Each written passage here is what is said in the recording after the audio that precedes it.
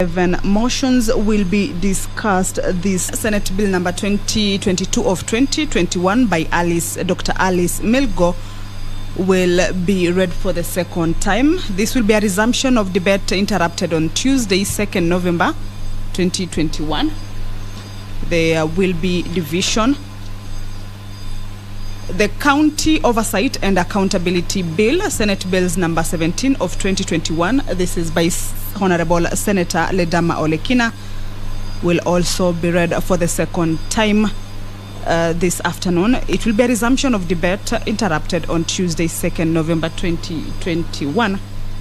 Just a look at this bill that touches on county oversight and accountability is that the bill seeks to provide a framework for effective oversight over the county government by the Senate. The bill goes ahead to say that the Constitution of Kenya 2010 created a bicameral parliament to replace the existing unicameral parliament. This is accordingly, the Senate was tasked with oversight over national revenue allocated to the county governments. Moreover, under the constitutional concept of devolution and the principles of public finance, the input of the public is required in all executive decisions-making process. Therefore, the bill proposes to provide a mechanism on how oversight over the county budgets can be carried out. The bill also gives effect to the constitutional provisions on oversight, public participation, and participatory democracy as enunciated in Articles 96, 174, and 201 of the Constitution, respectively. The bill also provides for preliminary matters, including the short title objects of the Act, and again, guiding principles that guide senatorial oversight. The bill also designates the roles of the responsible bodies and officers in the oversight and public participation.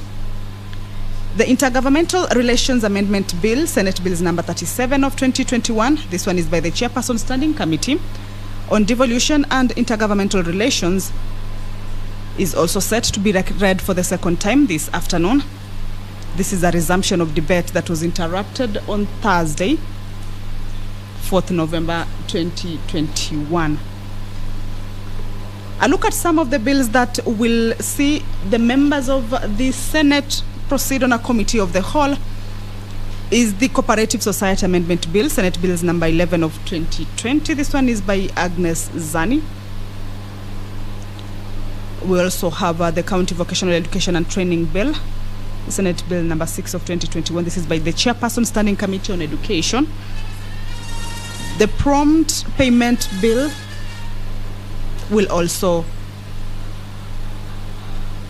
go on a committee of the whole House by the Senate. At the entrance of the Senate chambers, the Speaker of the Senate, Honorable Kenneth Lusaka, has just stepped into the chambers. He will be overseeing this afternoon session. I will now hand you over to the live broadcast brought to you by PBU in cooperation with Kenya. Let us pray. Almighty God, we beseech you to behold with your abundant favor and blessings as your servants whom you have been pleased to call to leadership positions in this republic. We seek guidance to treat and consider all matters that shall come under our deliberation in so just and faithful a manner as to advance the peace, prosperity, and welfare of our country and of those whose interests you have committed to our charge. Amen.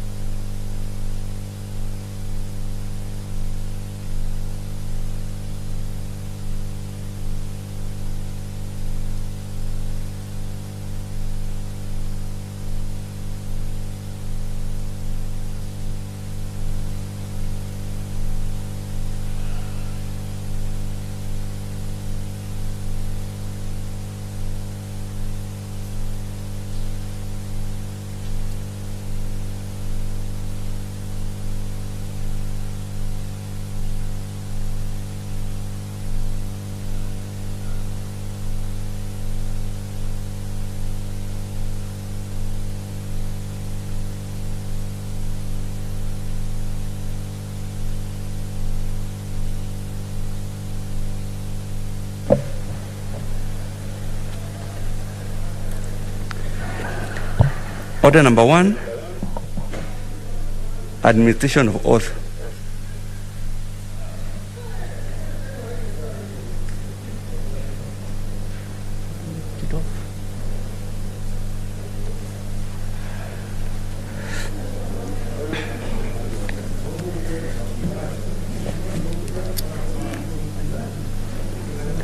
Order number 2, communication from the chair.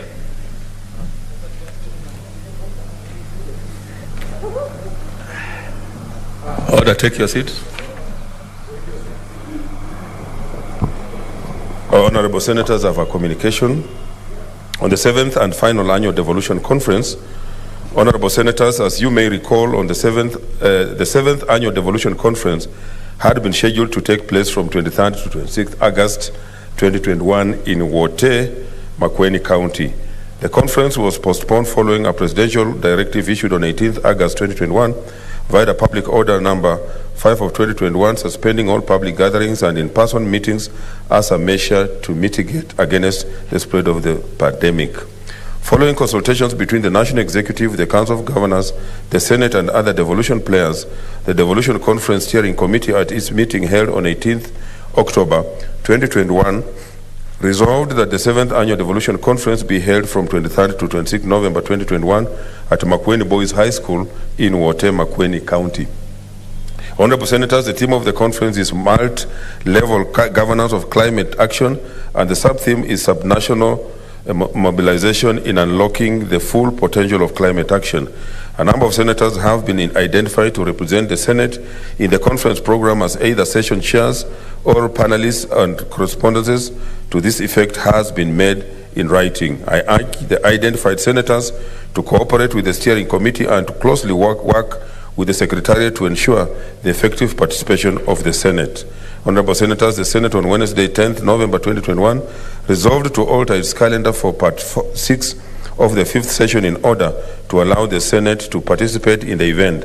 Senators may give their confirmation by signing a register to be circulated from today until Thursday, 18th November 2021.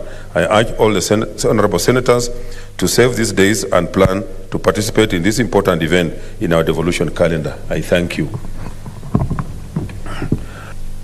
Next order. Order number 3, messages. Order number 4, petitions. Order number 5, papers.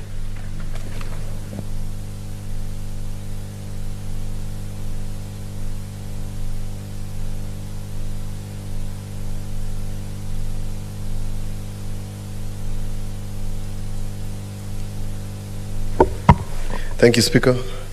Mr. Speaker, I beg to lay the following papers on the table of the Senate today, 11th November 2021. 1. Report of the Auditor General on the Kajiado County Assembly Car Loan and Mortgage Fund for the year ended 30th of June 2019. 2. Report of the Auditor General on the Turkana County Education and Skills Development Fund for the year ended 30th June 2019. 3.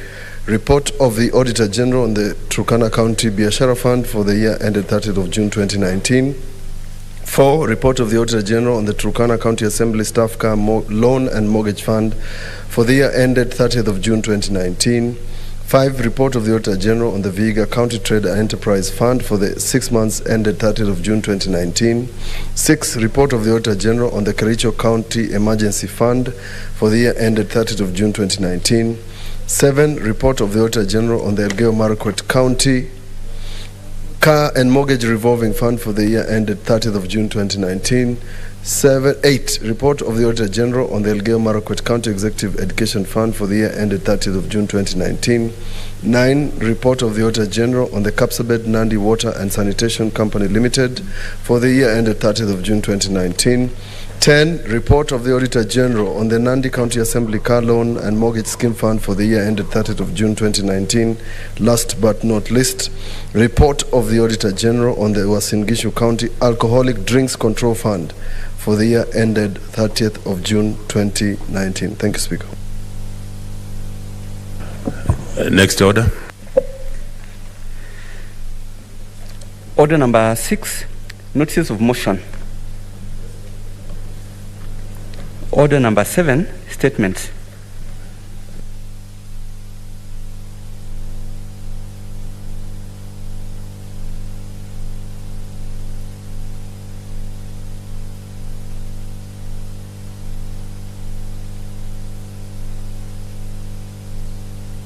Statements, let's start with Senator Beatrice Kwamboka. Senator Kwamboka missing, Senator Omanga missing. So those statements are away. They are deferred. So the next statement is from the Majority Leader.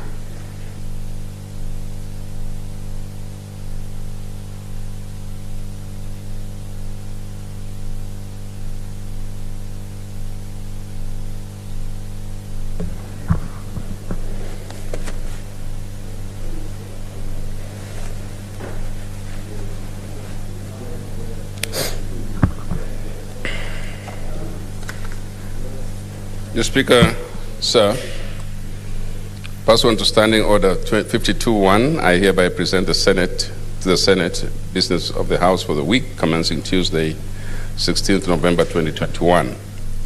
Mr. Speaker, on Tuesday, 16th November 2021, the Senate Business Committee will consider and approve business for Tuesday, 16th November 2021, which is projected to also contain business that will not be concluded in today's order paper.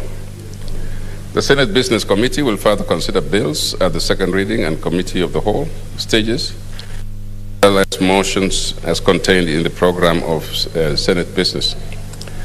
On Wednesday, 17th November 2021, the Senate will continue with the business that will not be concluded on Tuesday, 16th November 2021, and any other business scheduled by the Senate Business Committee, while on Thursday, 18th November 2021, the Senate will continue with business that will not be concluded on Tuesday, 16th, and on Wednesday, 17th November 2021, and any other business that is scheduled by the Senate Business Committee.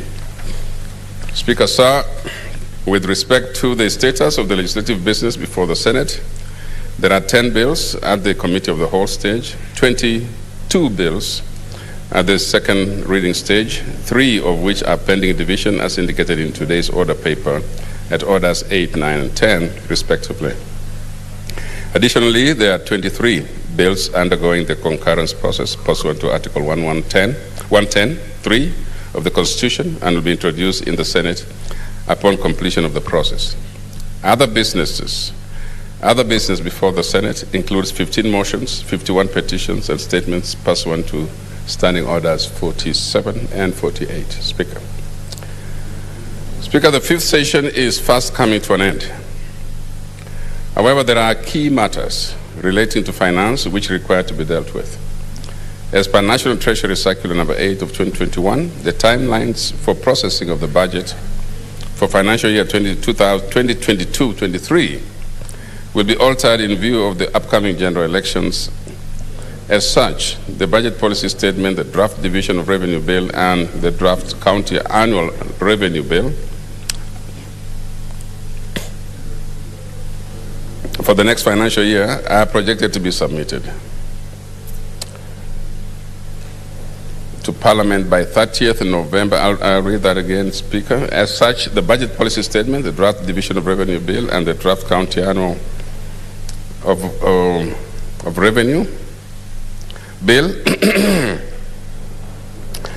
for the next financial year are projected to be submitted to Parliament by 30th November 2021 for consideration and approval. This will certainly affect the schedule of Senate business. For this reason, the Senate Business Committee will meet and give direction for reconfiguration of the schedule of business and, if necessary, alteration of the Senate calendar for the fifth session to accommodate approval of the budget policy statement and the finance bills within the required period. Mr. Speaker, I urge respective committees to expedite consideration of pending business before them and to table reports pursuant to standing orders. I also use this opportunity to urge all senators to avail themselves this afternoon for the divisions on the 3 bills schedules in the order paper. Senators who have businesses listed are encouraged to be in the chamber to prosecute the same, including committee chairpersons and senators proposing amendments to bills listed in for the committee of the whole. Mr. Speaker, I thank you and hereby lay the statement on the table of the Senate. Thank you. We have more statements. Thank you, Leader of Majority. Statement by Senator Wambua.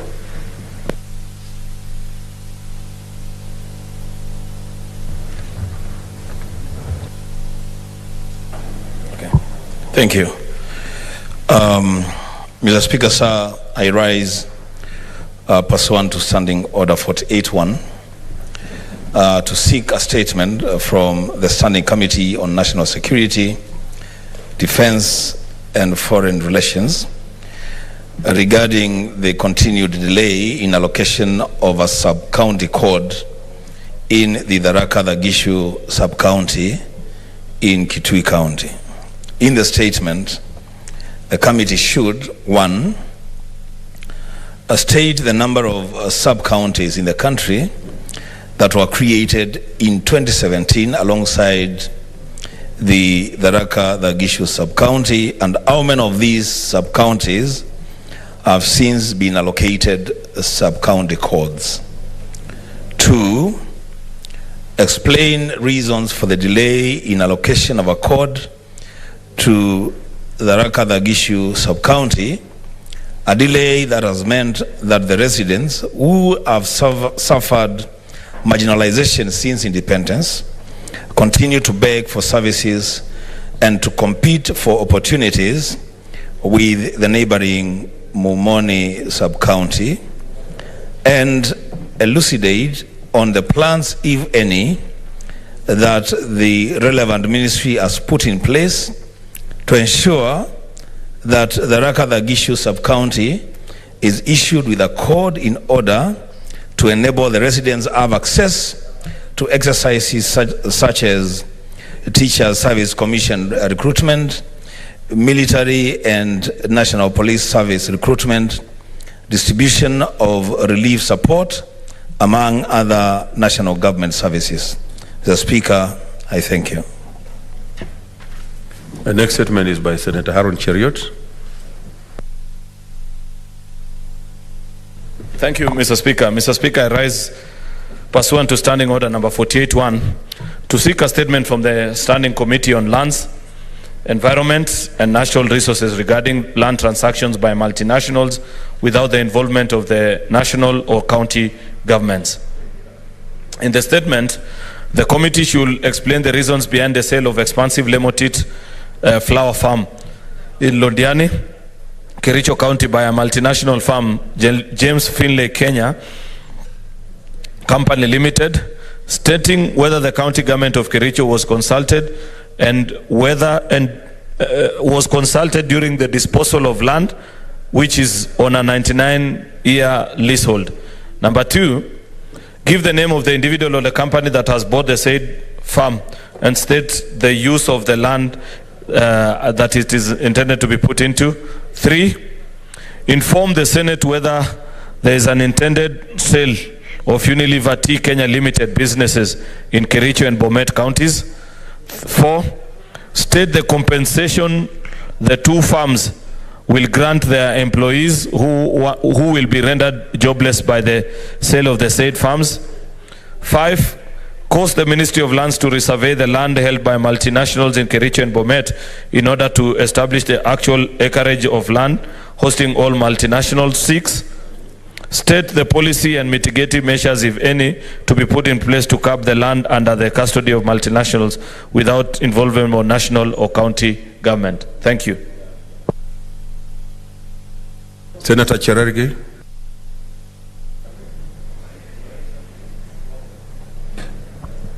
Thank you, Mr. Speaker, for this opportunity.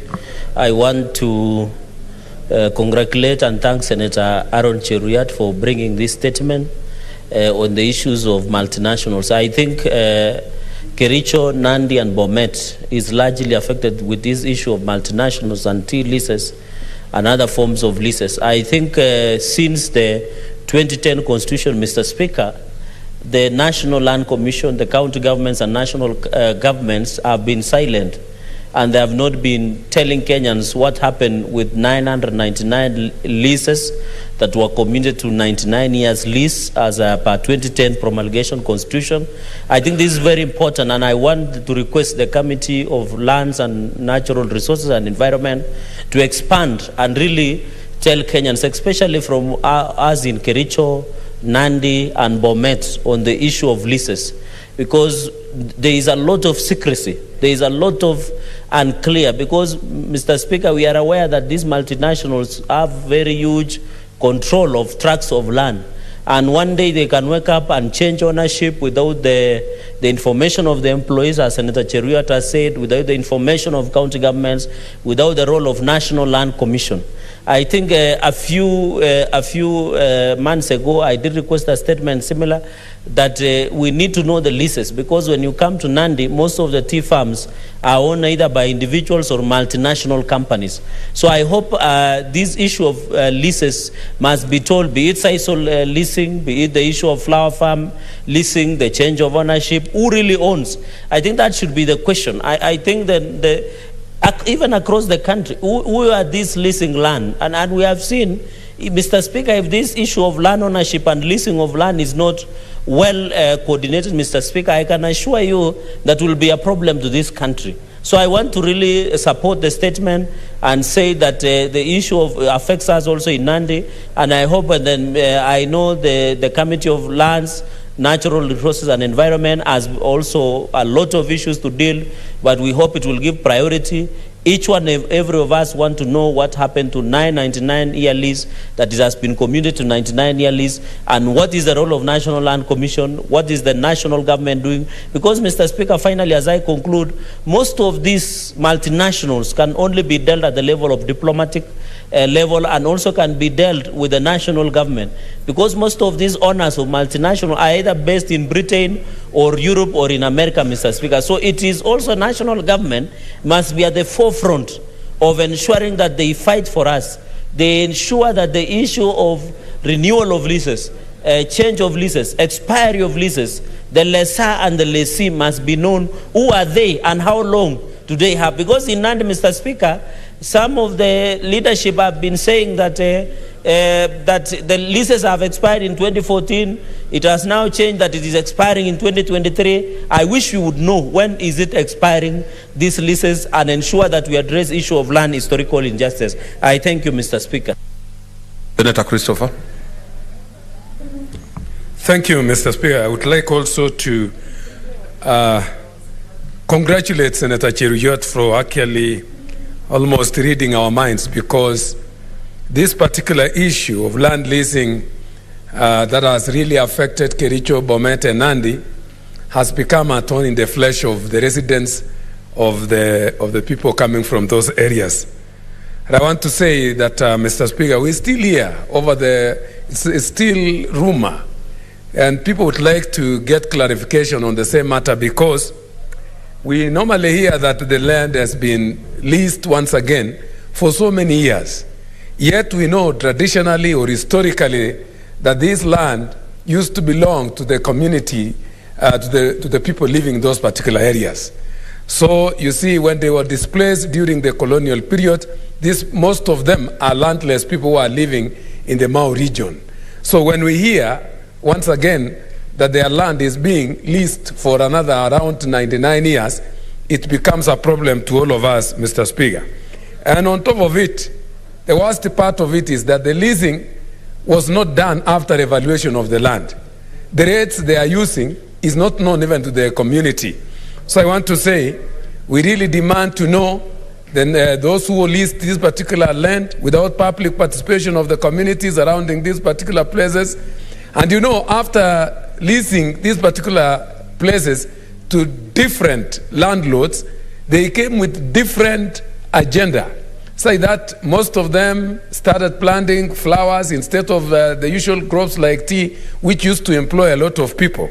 And it has rendered so many people jobless. And I want to say that the communities that we live around those places, we are feeling it so bad. And to make the matters worse, Mr. Speaker, is that the assumption from the people outside there, even those well-wishers who would have wished to come and help our communities, normally thinks that we are the owners of those particular farms and we are very rich. Yet the contrary is the same, that the people from those areas are poor, but the assumption is that we are very rich and no one has ever been ready to help us. The farms that are leasing these particular places also does not have proper CSR activities to help the communities living in those particular places. So I want to say that leasing this particular land, once again, without involving our communities, is a problem, and we don't accept it, and would like to call upon any committee meeting that will take over this one to do robust work so that we may know actually where the problem lies, so that our people may be assisted. I support this statement, Mr. Speaker, and I really support it fully. Thank you. Senator Omanga, by virtue. Senator Omanga, your statement. Thank you. We can't Thank see you, you, Mr. Speaker. We can't see you, okay? I'm on, Mr. Speaker. We want to see you. Yes, my video is on. Okay, okay. We can see you. We can see two of you. Proceed. Thank you, Mr. Speaker. I rise pursuant to Standing Order number 48-1 to seek a statement from the Standing Committee of Land, Environment and Natural Resources on the alleged irregular ownership and use of land number LR 336/64, originally land number LR 336/12 in Babandogo, Nairobi City County. In the statement, the committee should, 1, state the current land. Number 2, provide the current survey and deed plans of the piece of land under consideration. Number 3, investigate claims that the said parcel of land, which is public land, has currently been leased to a private individual entity. And finally, state plans put in place by Nairobi City County government to ensure all county-owned land parcels are secured and proper ownership documents acquired. Thank you, Mr. Speaker. Thank you, Senator Omanga. Senator Irungu Kangata.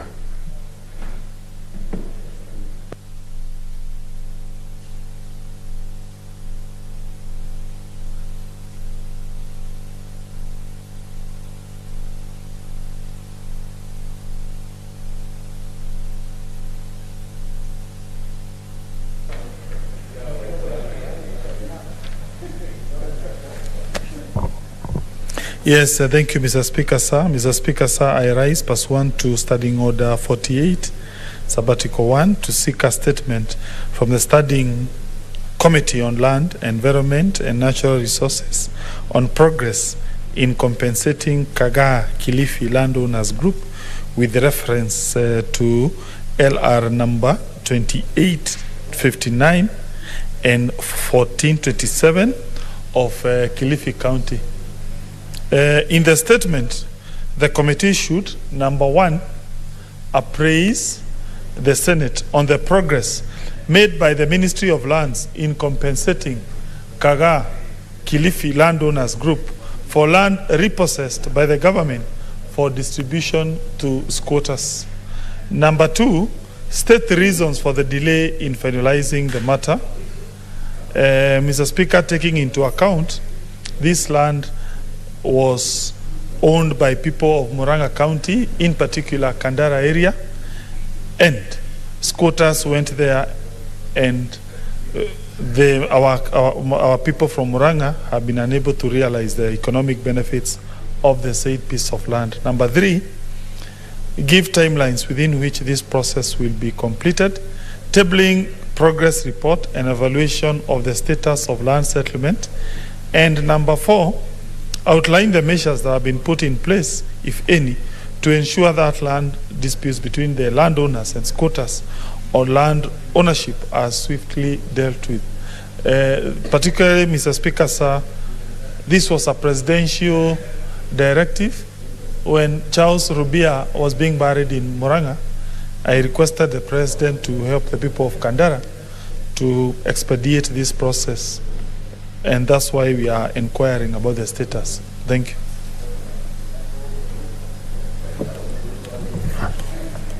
Another statement by Senator. You have two statements. Thank you. Yeah. Mr. Speaker, sir, I rise pursuant to Standing Order number 48, Sabbatical 1, to seek a statement from the Standing Committee on Justice, Legal Affairs and Human Rights Committee regarding the appointment of private law firms to represent government in the Building Breaches Initiative case and payments made to them for the services rendered. In the response, the committee should, number one, explain the reasons the Attorney General appointing private law firms in the appeal seeking to overturn the judgment rendered in the High Court over the Building Bridges Initiative case.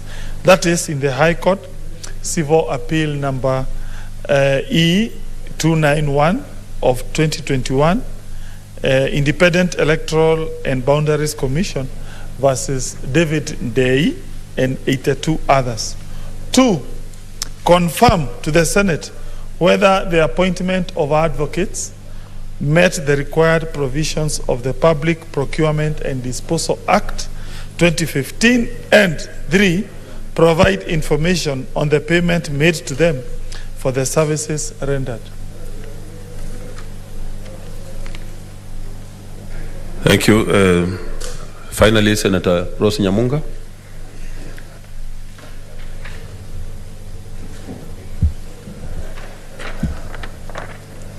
Thank you, Mr. Speaker. I rise pursuant to Standing Order 47.1 to make a statement on an issue of general topical concern, namely the need to classify patients suffering from sickle cell disease as persons with disability. Mr. Speaker, sir, allow me to start by defining disability as restrictions in the type of activities and social participation that an individual can perform as a result of physical or mental impairment or conditions of long-standing duration within an environment that does not provide sufficient accommodation to facilitate participation. Mr. Speaker, the social model of disability focuses on the social context in which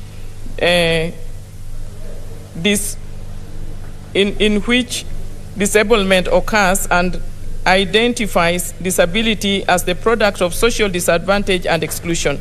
The purpose of this narrative is to highlight the malfunctional nature of disability among people with sickle cell disease, which includes physical, psychological, and social dimensions. Mr. Speaker, sickle cell disease is caused by a disorder in the hemoglobin component of blood, leading to abnormal sickle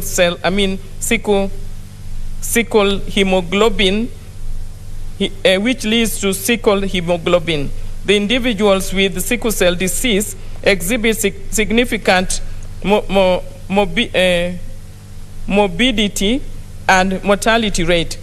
About 240,000 children in Africa are born each year with sickle cell disease, while here in Kenya, it is estimated that 6,000 children are born with the disease, which is a great threat to their physical and cognitive development. In sub-Saharan Africa, an estimated 50 to 90% of those born in the condition die undiagnosed before the 5th birthday. The recurrent pain and complications caused by the disease can interfere with many aspects of the patient's life, including education, employment, psychosocial development. Mr. Speaker, sir, the disease is common across Kenya with high disease burden pockets in Western, Nyanza, and coastal regions. In the Western region, it is estimated that as high as 18% of children are born with a sickle cell trait, and 44.5% will end up developing sickle cell disease. In the Lake region, it is estimated that about 17% of the children are carriers of the trait, which is 0.6% having a sickle cell disease, while in the coastal region, using impatient data, almost 1% of an inpatient almost 1% of inpatient children have sickle cell disease and are always 20 times likely to die compared to admissions to other mobilities. Mr. Speaker, sickle cell anemia requires ongoing treatment, medication, and hospital stays. By the time the sickle cell gets to a high level of severity to the extent of preventing the individual from working, it often leads to financial strain for both the individual and the family. Because sickle cell anemia is a disease that results in some form of physical disability, some persons suffering from it should be considered for benefits entitled to persons living with disability. Mr. Speaker, sir, due to the chronic pain in the bones and or joints associated with sickle cell disease, the individual often suffers from deficiency in mental and cognitive abilities, thus making it difficult to maintain concentration throughout tasks. Crises are common in many people with sickle cell disease, can cause significant fluctuations in the individual's ability to function in the workplace. Further, depression from recurring or chronic pain is common with sickle cell disease, which can lead to problems with performance, including concentration, keeping peace, remembering instructions, and interacting with others appropriately. Sickle cell disease patients incur other additional indirect expenses, including uncompensated care, premature mortality, lost productivity, and reduced quality of life, which are much higher than the financial figures. Having said the above, Mr. Speaker, I wish to implore the ministry responsible to consider classifying persons suffering from sickle cell disease as persons with disability. I thank you, Mr. Speaker. Senator Musuruve. Honorable Speaker, thank you for giving me this opportunity to support the statement by Senator Nyamunga on the issue of sickle cell as being a category of disability. One thing that must be clear, Honorable Speaker, that persons with disabilities have great challenges, and many times they cannot manage on their own without the support of others. And I want to say, Honorable Speaker, when we look at the issue of sickle cell, people who have sickle cell have enormous problems. They cannot manage on their own in various ways, Honorable Speaker. And some of the ways in which they're affected is that, that sickle cell, since it's a disease, and by the way, it is also called sickle cell disease. It has no cure at all, Honorable Speaker. And sometimes it leads to blindness, sometimes it affects the spleen, sometimes it affects the liver, sometimes it even affects, the oxygen, in the blood, and it leads to, visual impairment. So I want to say, Honorable Speaker, that these are groups of people that should be considered as persons with disabilities, Honorable Speaker. And I want to say, Honorable Speaker, that if I can take an example of albinism, it really took time for people to really accept that albinism is a type of, disability, because albinism comes with very many disadvantages. It can even lead to cancer, visual impairment and all that. In the same breath, Honorable Speaker, sickle cell can lead to visual impairment, and sometimes when it comes to developmental issues, people who have sickle cell have developmental issues, Honorable Speaker. So when it comes to sickle cell, it is a physical disability that actually should be considered as any other disability. And Honorable Speaker, in first world countries, people with sickle cell are even entitled to social security just like any other disability, Honorable Speaker. And I think Kenya, I don't even think, I know that Kenya is one of the countries that ratified, in fact signed and ratified the Convention on Persons with Disabilities. And since they did that, we are actually obligated with the international laws, and sickle cells ought to be considered as one of the physical disabilities that actually affect individuals, and they should be also able to get the services that the National Council is giving. The government is also giving, Honorable Speaker. And I want to say, Honorable Speaker, even people with sickle cells go through a lot of discrimination. And even when it comes to even marriage and socialization, you'll find that most of them are not able to get married because of, the social perception of their disability and all that. And so there's just need to ensure that this category of people are actually embraced just like anybody else from a human's rights perspective approach, Honorable Speaker. I support this statement. Senator Mogeni Eric.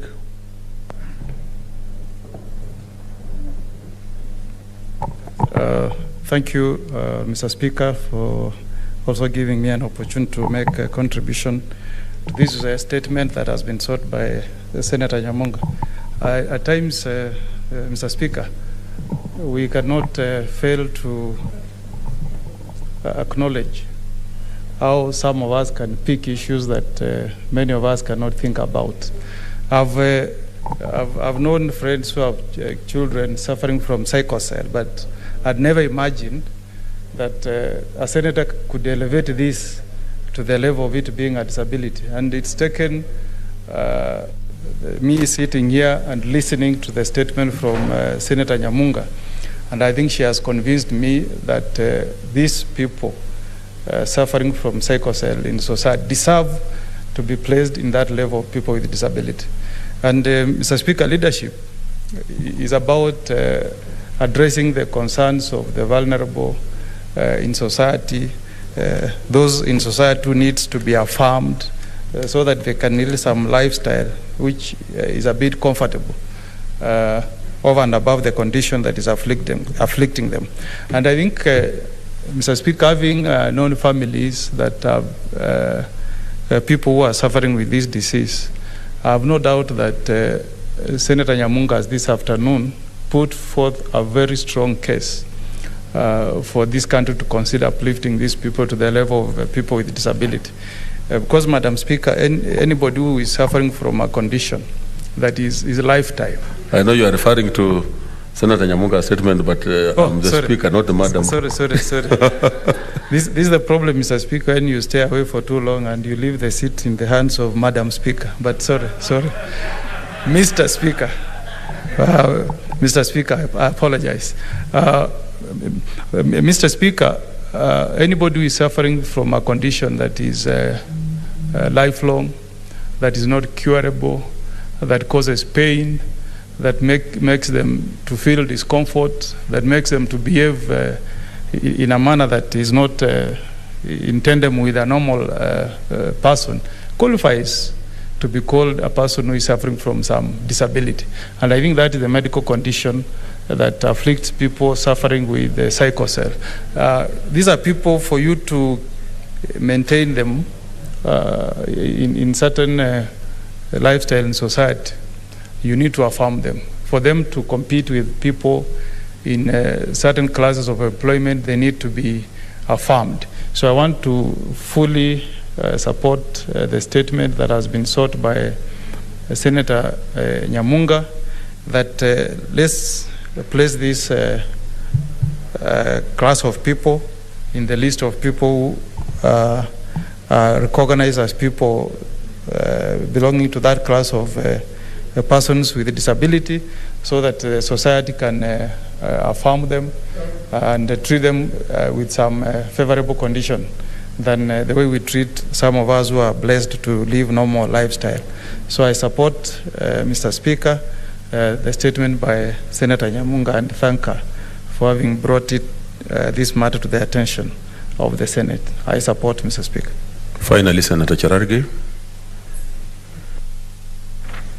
Mr. Speaker, I rise to support the statement by my neighbor, Senator Rose Nyamunga, and say, Mr. Speaker, anything that makes it unable for body to function properly or optimally should be considered a disability.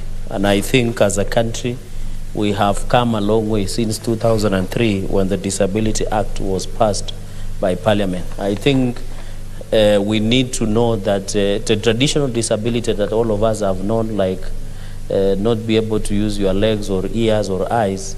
We should go beyond that. I think the world has moved on where now people living with sickle cell disease should be considered also part of disability, because these are people who have disease that makes them not to function optimally as normal as they should be. So I think when we are expanding and issuing the necessary either waiver or support, the way we do to people living with disabilities, Mr. Speaker, sorry, I don't know what is happening today. Mr. Speaker, is that we must agree that we need to, the law is already there, Mr. Speaker. We need to now look at the policy directions, the relevant ministries to come up with proper guiding legislative intervention, so that, and it is expensive also, Mr. Speaker, to live with a disease called sickle cell disease, Mr. Speaker. Most of them, the mortality rate is very high, especially when they are very young, if they are born with, as Senator Nyamunga has indicated. So I think what we just need is to realign the policy, the legislative intervention, and also to call out the government to include and ensure the people living with sickle cell disease, Mr. Speaker, are part of it. And number two, when that has been achieved, it will also be easy for them to receive medication, Mr. Speaker, because this medication is very expensive. It also affects one way or another, and you can see it's sometimes not because of genetics, Mr. Speaker. Most of the time can happen to anybody, and any parent who unfortunately has gotten a child who suffers from sickle cell disease will tell you that it's very expensive in terms of resources, in terms of time, in terms of medication. So it is not a disease that anyone would wish to anybody. And that is why the only humane thing that we can do is to ensure they become part of people living with disability, so that they can get those waivers, they can get government support, they can get necessary support from all agencies and state agencies, both in private and the public sector. So therefore, I think I support and agree that this is part of also right to the health rights, Mr. Speaker, because everybody has a right to the health rights, and I think it is very important. So I really want to thank Senator Nyamunga for bringing this issue up. I know many Kenyans who have lived with this disease appreciate this and call upon I have had Senator Msuruve, who is one of the representatives of people living with disability, and I think she will be among working closely with this House, and also Senator Rose Nyamunga, to ensure that relevant agencies take this matter with seriousness it deserves. I thank you, Mr. Speaker, and support. Senator Mudhama Agnes. Thank you, Mr. Speaker, for giving me this opportunity to contribute to this important bill by Senator Nyamunga. Okay, we can see you. We need to see you. Mr. Speaker, sir, I concur with my fellow senators that these people living with the sickle cell go through a lot of trouble, and especially the parents. The parents, when they are living with these children, they go through a lot of trauma, and they spend a lot of money, because time and again these children lack blood, and so every now and then they are taken to hospital for infusement of blood again.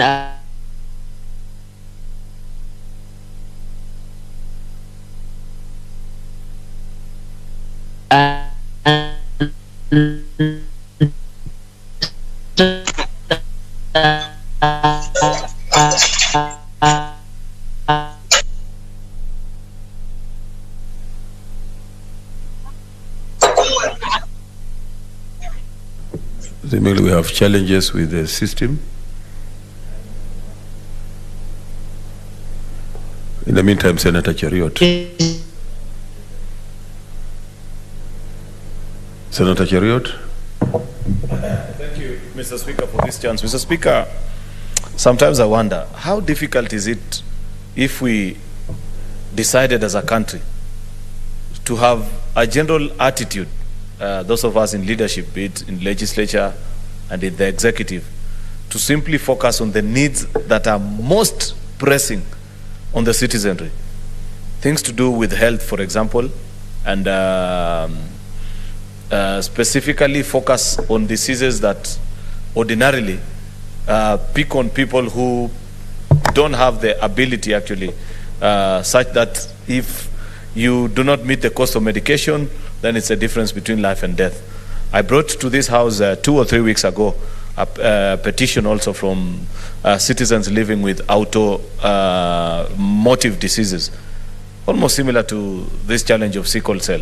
And the simple request which the petitioners are making, which is almost close to what I hear Senator Rose Nyamunga requesting and wanting to know from the committee, can't we use our national health insurance cover to ensure that we put parents of many of these young people, or even those who have grown into adulthood with it, under universal health care coverage, as such that on every occasion when they visit hospitals and they have these institutions that are able to accept NHIF as a means of payment, they are treated and they go back home peacefully. On many occasions, Mr. Speaker, you'll find all these people come back and plead to us, at least each one of us, because I know this, Mr. Speaker, out of personal experience, that almost every leader in this house knows 1 or 2 or even more parents who are faced by this challenge.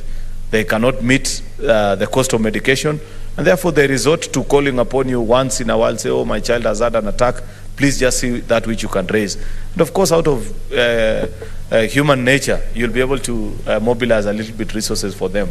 But I believe if we properly organize the NHIF, Mr. Speaker, and it's good because that act is before this house, and I believe part of the reason why actually the Committee on Health need to expedite and ensure that we do not go on the long recess in the month of December before concluding business on that NHIF Act, is so that it addresses some of these issues like the autoimmune diseases and this sickle cell, so that we expand the base. As it has been said, and I have read through the economic model that is being proposed by Dr. William Ruto about the bottom-up, is that it makes absolutely no sense for Kongo Mogeni, who earns 1 million Kenya shillings, to pay 1,700, just like any other ordinary citizen who's above, I think, 40,000 Kenya shillings a month. It's not fair. I believe those of us who earn more should be able to pay something not so exorbitant, but at least something slightly better that will ensure that this health insurance scheme has more resources and are able to take care of needy Kenyans, such as the ones that are sending this statement via our colleague, Senator Dr. Rose Nyamunga. Therefore, Mr. Speaker, I hope, just as a way of answering this statement, Mr. Speaker, that the committee will also find it in its place to expedite the conclusion of that NHIF Amendment Act that is before this House, so that we can be able to reform NHIF appropriately and ensure that we cover as many Kenyans as possible. Look at the miracle that has happened, Mr. Speaker, for example, when they started paying up for patients of renal failure. Many of them are able to access dialysis service in our county referral hospitals, and that has been a big change to them. It's actually the difference between life and death to many of them who would have otherwise never have been able to meet the cost of the treatment or the dialysis in private institutions. But now, because of what was done to NHIF, they are able to take care of it. Perhaps there are challenges here and there in our counties, but it's not as good as, it's not as bad as was the case before then. Therefore, I plead with the Health Committee, Mr. Speaker, to expedite that business because it means a lot to our citizens. Thank you, Mr. Speaker. Thank you for your statement. Senator Agnes Zani House, just closing. Okay. Yep. Thank you, Mr. Speaker. I wish to support this statement from Senator Nyamunga, and that she's really touching a very important category of people who already by the very nature of their disease have really been disadvantaged. We have many people with sickle cells, and they cannot be 100% productive. It's a struggle. It's very expensive as well. So if there's a way that in terms of health they can be covered so that they can be taken care of and lighten their burden, then this is definitely the way to go. And the way to see it, Mr. Speaker, is that way then you really save in terms of economic development for a country, educational development, and all sorts of developments which are very, very critical. I think it's just very important that the committee that will be handling this looks at all parameters that make it very difficult for various people to join such programs. And I know we are not yet at a place where we have a safety net for all Kenyans in terms of the specificities of the diseases that they have or the disadvantages that they have. Indeed, our social protection program has not been as developed as other countries, and this is the direction to go. And I think this is one step in that direction. I thank you, Mr. Speaker. Senator Naomi, I was just okay. You're the last one on statements. Thank you.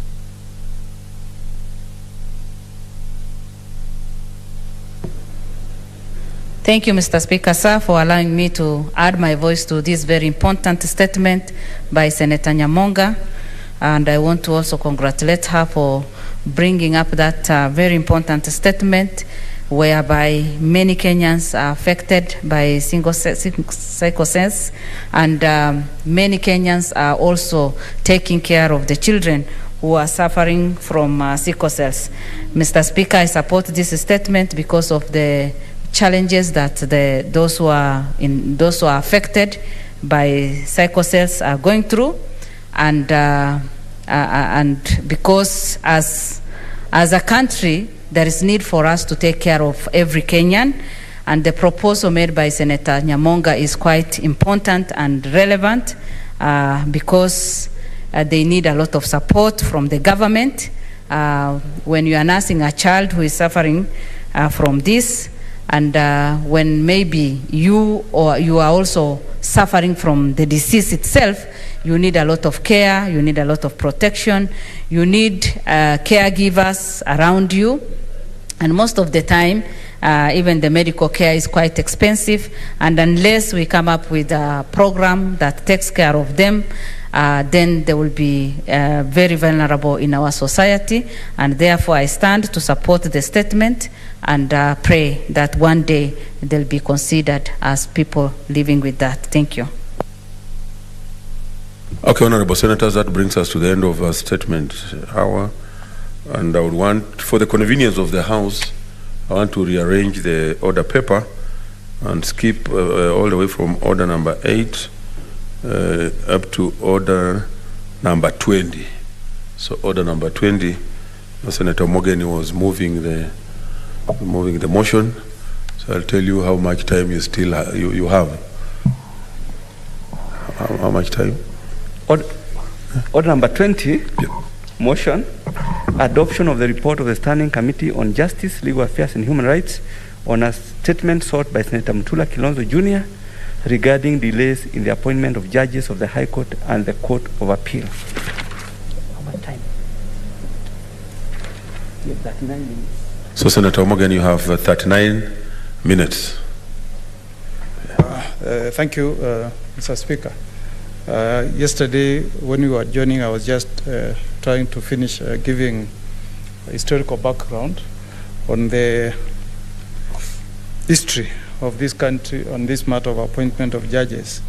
And I think I was about to now go into the current legal framework governing the appointment of judges. Mr. Speaker, Chapter 10 of our Constitution comprehensively addresses the mechanisms through which judges are appointed. And Mr. Speaker, what is being considered in this statement is whether the recommendations of the Judicial Service Commission are binding to the President, or whether the President has a discretion to disregard the recommendations of the Judicial Service Commission. Mr. Speaker, I want to start by disclosing to this House that the Judicial Service Commission is one of the most important bodies or constitutional commissions in our Constitution. And Mr. Speaker, if you look at the representation, it has got men of high caliber, high credibility, and people are holding very senior positions in the country. The membership is 11, Mr. Speaker, And you can see that when Kenyans were enacting their constitution in 2010, they were very keen that they should place the responsibility of nominating judges on Kenyans who are honorable and who can be up to task in exercising this responsibility. The chair, Mr. Speaker, is none other than the Chief Justice of the Republic of Kenya. Then we have a judge of the Supreme Court who is a member. Then we have a judge of the Court of Appeal who is a member. And then we have one High Court judge who is a member. And then we have one magistrate who is a member. Now, what should capture the attention of Kenyans is that because people wanted this process to be as credible and as independent as possible, all these representatives of the judiciary are elected. So they are picked in a democratic manner through an election that is conducted by the judges of the various branches of the judiciary. The Supreme Court does their own election, Court of Appeal, High Court, and the magistracy. So the process is in hands of people who have an independent mind. They are not an appointee of anybody. However, Mr. Speaker, so that the interests of the president are taken care of, there are also some appointees who are members of the Judicial Service Commission. The first one, Mr. Speaker, is the Honorable Attorney General. He is supposed to take care of the interests of the president in the Judicial Service Commission. But because, Mr. Speaker, Kenyans never intended that the president just becomes a puppet in this process, the Constitution has also given him a leeway. If you read Article 171, Sub-Article 2, H, the president also appoints two Kenyans, single-handedly, without placing any adverts in the newspapers. He picks two Kenyans who are supposed to represent the public in the Judicial Service Commission. That gives him 3 members. And then he is also allowed to pick one other appointee, that is from the Public Service Commission, who also sits in the Judicial Service Commission. So in total, the president has 4 representatives who can adequately represent his interests. And also to give this process more credibility, Mr. Speaker, the legal profession in this country is also allowed to pick 2 nominees. Again, Mr. Speaker, these nominees are picked through a democratic electoral process. And these elections, all lawyers know, are normally conducted by the IEBC. That's how serious that this process of picking the commissioners who are in charge with interviewing and making recommendations of persons who should be appointed judges. I'm saying this, Mr. Speaker, so that I can demonstrate to this House that the Judicial Service Commission is not just any other body. This is a body that has a wide representation in society, from the judiciary to the executive, to the legal profession, to the members of the public. Further, Mr. Speaker, the procedure of appointing or recommending persons to be appointed judges is also regulated in this Constitution. Mr. Speaker, if you read Article 172, Sub-Article 2, Sub-Article A, the process of sending these nominees to the president must be done in a competitive and transparent process. Therefore, JSC is obligated to place adverts in the newspapers, conduct interviews before they forward the nominees to the president. Then, Mr. Speaker, the Constitution, if you read it, binds the president to, I think that's Article 161.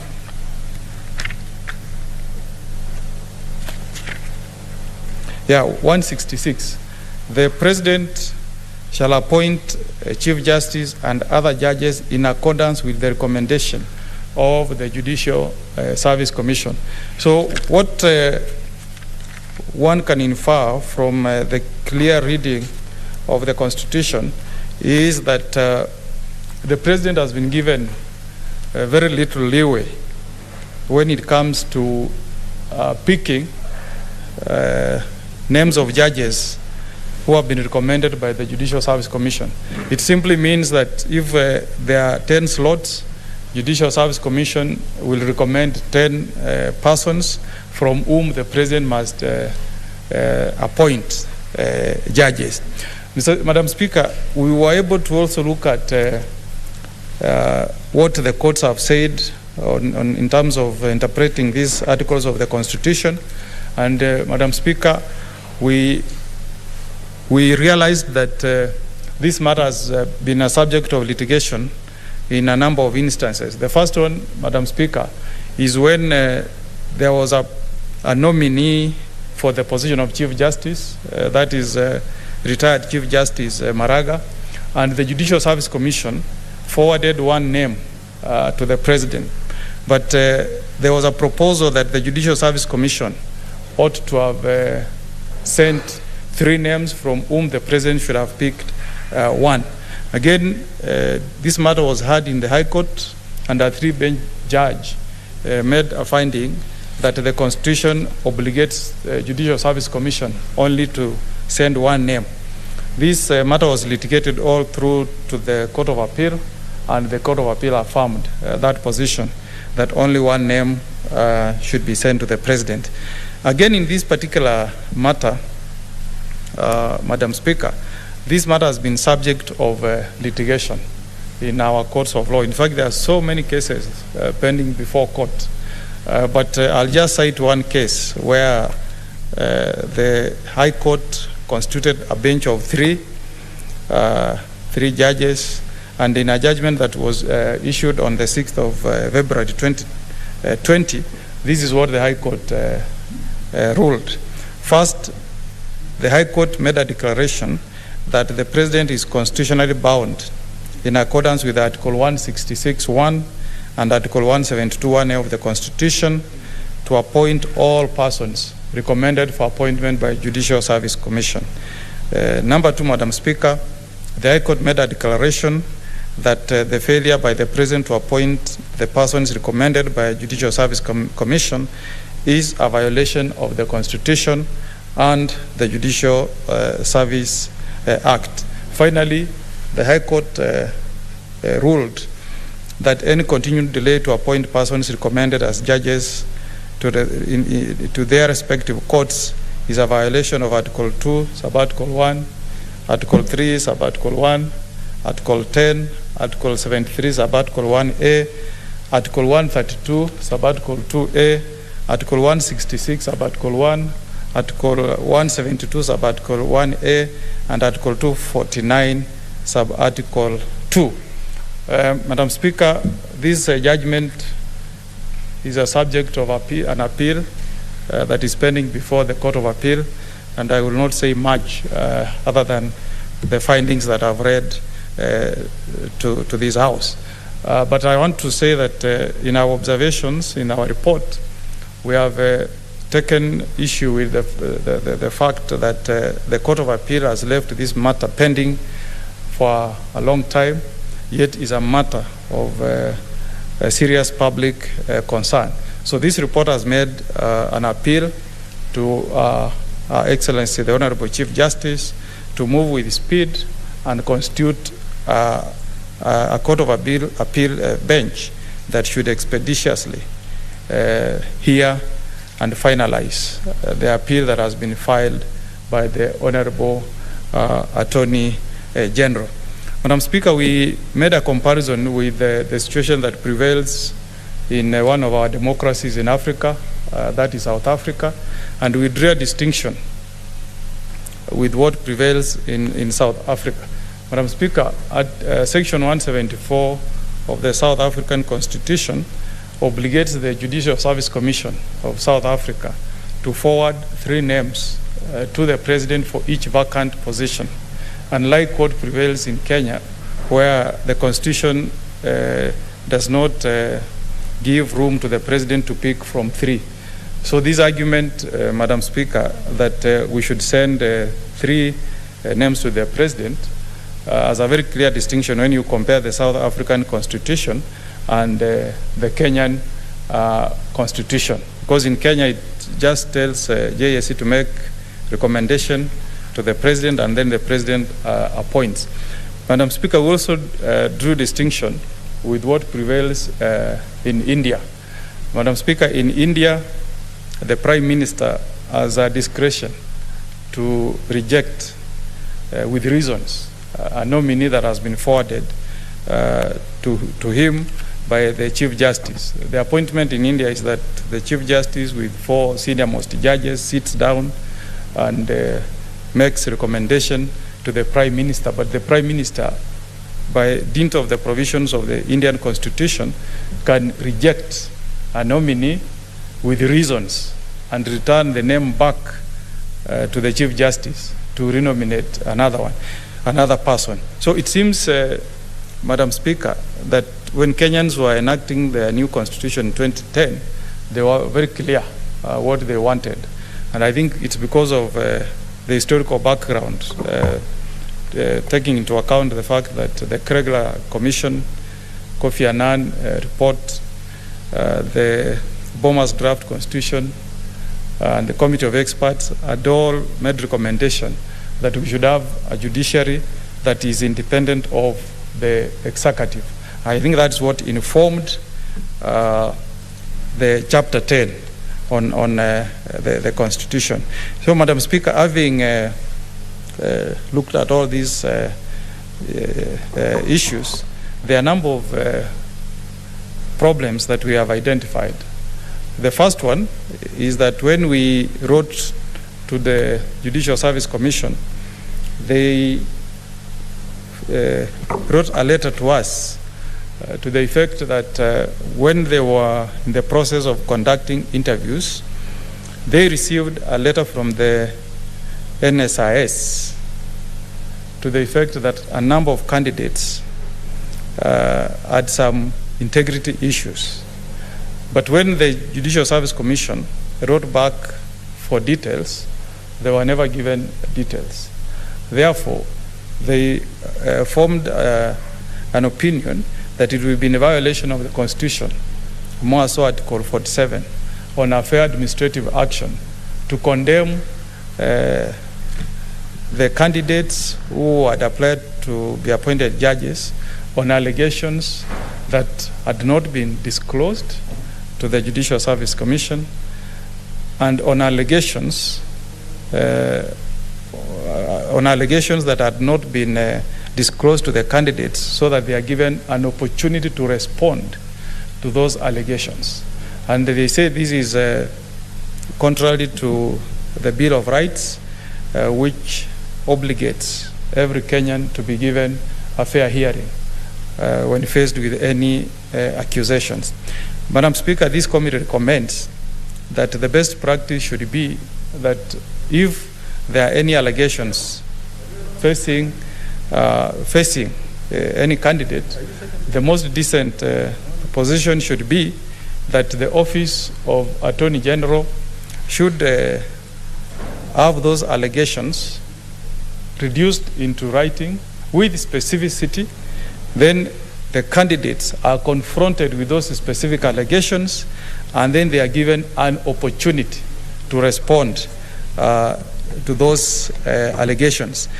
Since that was not done in this particular case, Madam Speaker, it is the conclusion of this committee that it will be a violation of Article 47 to condemn candidates who had applied for this position without being confronted with those specific allegations and being given an opportunity to respond. In fact, there's even a bigger problem, Madam Speaker. 4 of these candidates are serving as members of the High Court of Kenya, and they continue to serve as members of the High Court of Kenya. Now, the 2 other candidates are serving as magistrates in the Republic of Kenya. And all these 4 candidates have not been confronted with any allegations warranting their removal before the Judicial Service Commission. And we have made an observation, Mr. Speaker, that this is a fairly untidy situation, because these members continue to dispense justice as judges of the High Court of Kenya, but with this kind of blanket condemnation that is facing them. Now, there is another observation we have made, Madam Speaker, that it is inhuman to continue condemning these judges unheard while they continue serving as judicial officers.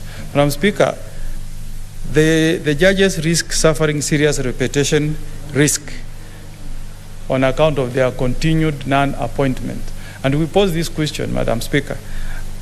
What do you think is in the minds of litigants who appear before these judges as they continue reading these reports in the newspapers that these judges and the 2 magistrates have never been appointed because they have some integrity issues? And remember, this has been this matter has been pending for the last 2 years.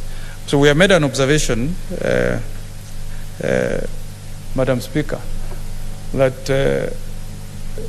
to the judges who have not been appointed, what we are subjecting them to is tantamount to some psychological torture, which is against our Constitution, more so taking into account the period that this matter has been pending. So we are appealing to the President to look for a solution out of this impasse.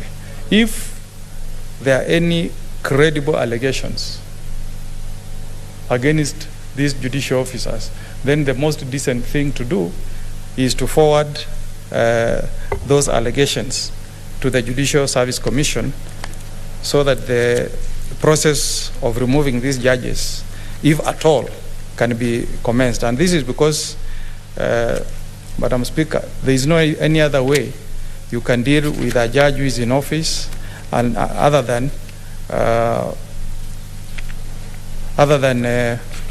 making a complaint before the Judicial Service Commission. This is captured, Madam Speaker, under Article 168, Sub-Article 4 of our Constitution. And it says that a petition by a person to the Judicial Service Commission under Sub-Article 2, that is on initiating a process of removal, shall be in writing and must set out the alleged facts constituting the grounds for the judge's removal. And that's what we are saying in our report, Madam Speaker, that anybody who wants these judges investigated for whatever reasons must set out these facts in writing so that these judges are confronted with these allegations and they are given an opportunity to respond to these allegations. And it says that in Article 4, it is the Judicial Service Commission that has the final say. So even if anybody was to file a complaint to the Judicial Service Commission, again, the Judicial Service Commission must sit, consider the merit of that allegation, and then make a decision whether it warrants the setting up of a tribunal. And Madam Speaker, this is captured in Article 168, Sub-Article 4. The Judicial Service Commission shall consider any petition presented to it, and if it is satisfied, so it must be satisfied. You can have allegations, you may think that particular judges ought to be removed, but it is up to Judicial Service Commission to be satisfied that the grounds being presented warrant the setting up of a tribunal to remove judges. So unless this process has been invoked, Madam Speaker, these judges will continue to enjoy security of tenure. Another thing we have observed, Madam Speaker, is the that the Kenyans, when they enacted their constitution in 2010, expected that anybody who is given a task, an obligation to perform a certain task, will perform that task within a reasonable period. And this is captured in Article 2, I think it's 259.8, if I can read it to the House, Madam Speaker. 259.8 says, if a particular time is not prescribed by this Constitution for performing a required act, the act shall be done without unreasonable delay and as often as the occasion arises. Now, the matter that is under inquiry relates to a process that was concluded in July 2019. Now, the first bunch of judges who were appointed in June, that is close to almost 2 years after their names were forwarded to the President for appointment. And what this committee is saying, Madam Speaker, is that it seems that this Article 2598 can be abused.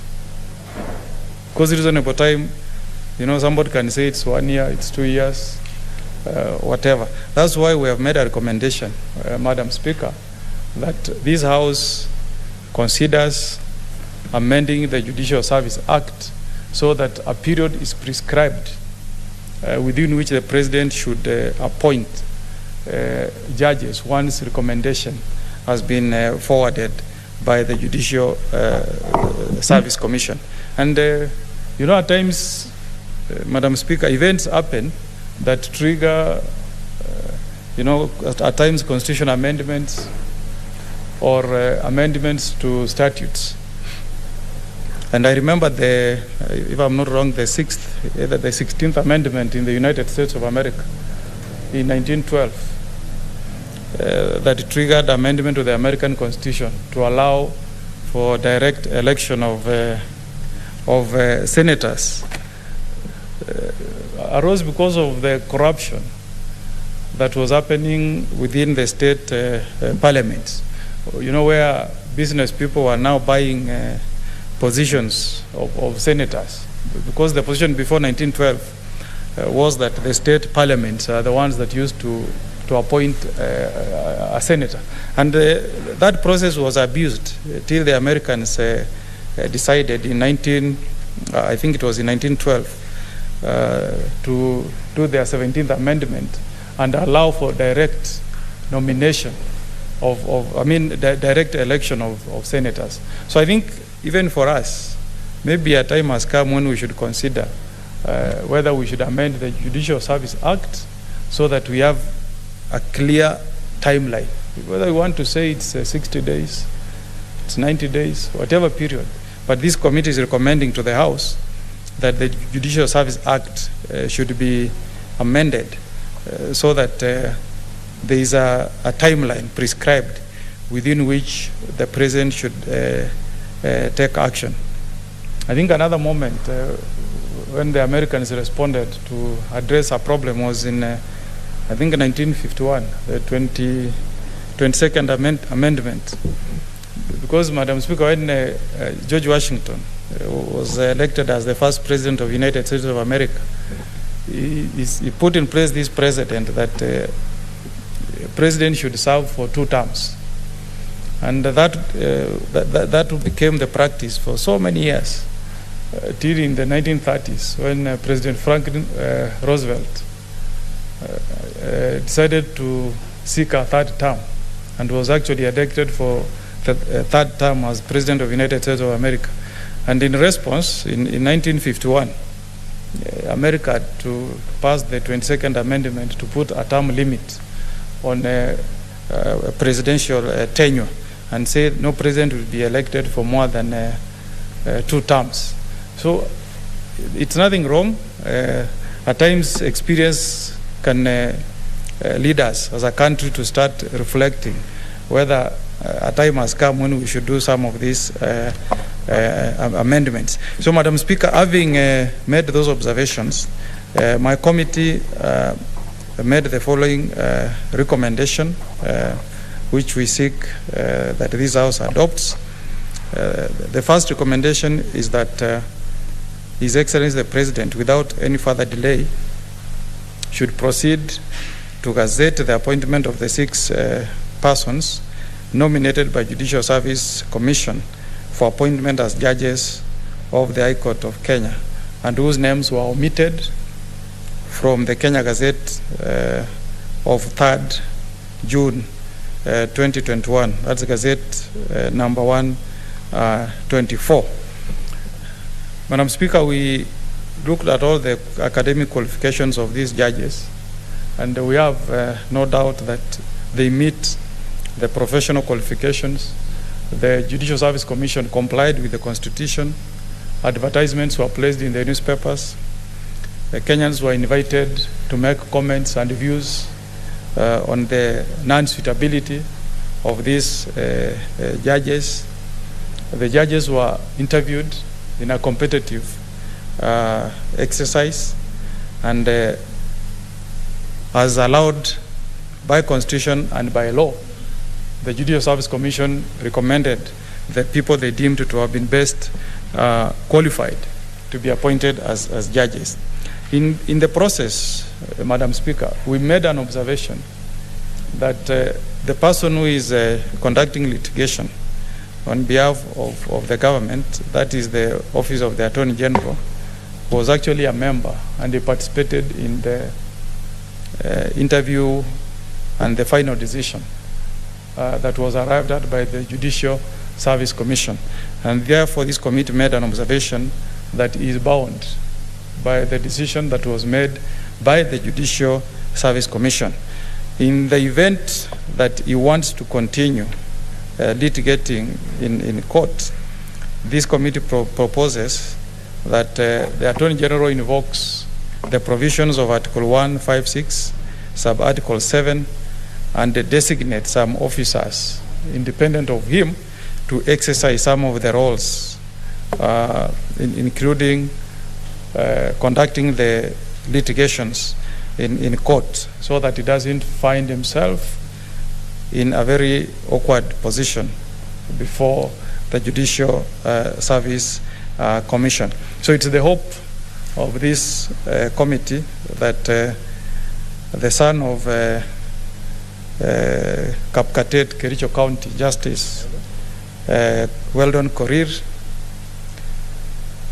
the son of Malindi Village Wisero, Kakamega County Justice Muchelule Hagre Osiula, the native of Kisumu County Honorable Justice Odunga George Vincent, the native of Kajiado County Honorable Justice Joel Mwaura Ngugi, and the son of Kisii County Ivacho Village Nyaribari, Evans Kiago, and the daughter of Kisumu County, Judith Elizabeth Omange, should be appointed by the President of the Republic of Kenya as judges of the High Court. Madam Speaker, we also want to, as a committee, appeal to the President to reduce the tension that is prevailing between the institution of the judiciary and the executive. As by the time we were compiling this report, we had not received the latest decisions from the High Court, but we have now a decision that has been issued by the High Court to the effect that the Chief Justice should proceed to assign these judges their duties, and they should process their salaries and benefits as judges of Court of Appeal and judges of the High Court, respectively. Madam Speaker, though this matter has now found its way to the Court of Appeal and a stay has been issued, we think that the President should find a way of getting an amicable solution in these battles. And at times, Madam Speaker, people can disagree. I know if you look at the American history, there are some gentlemen who participated in the writing of the American Constitution, the founding fathers of America, John Adams and Thomas Jefferson. They were very good friends, Madam Speaker. But in course of time, they joined different parties. I think John Adams became a Federalist, while Thomas Jefferson remained a Democrat. And they became serious adversaries. They could not talk to each other. One served as a second president, but he was succeeded after one term by Thomas Jefferson. But with time they found that it serves no purpose to have all these disagreements, and they became the best of friends. In fact, Madam Speaker, they died on the same day, on the 50th anniversary of American independence, having become great friends. So even in this particular situation, the President has led the way in uniting the country by having a handshake with the Right Honorable Prime Minister Raila Amolo Odinga. We really hope that even in this particular situation, we can find a way of having a sitting with the Chief Justice so that some framework on bringing this debacle to an end is found. It's not very healthy, Madam Speaker, for the country to see the kind of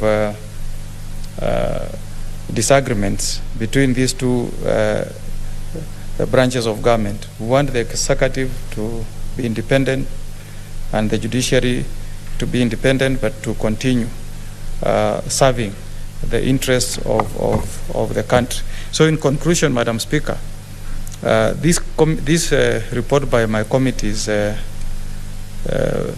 founded on the fact that this committee believes that it's very healthy if we promote the rule of law, and if we also respect our constitution and our statutes. Therefore, we are appealing to the head of the executive to put in place steps of bringing this disagreement between these institutions to an end. We want to thank the staff of Parliament, the Office of the Clerk, who assisted us with research in compiling this report, and for the time they put in compiling this report. And I also want to thank all the members of my committee who are very useful and helpful in compiling this report. With those many remarks, Madam Speaker, I beg to move and kindly ask Senator James Orengo, Senator for Siaya, to second the report. Thank you, Madam Speaker. Thank you, Senator. Minority Leader, Senator James Orengo.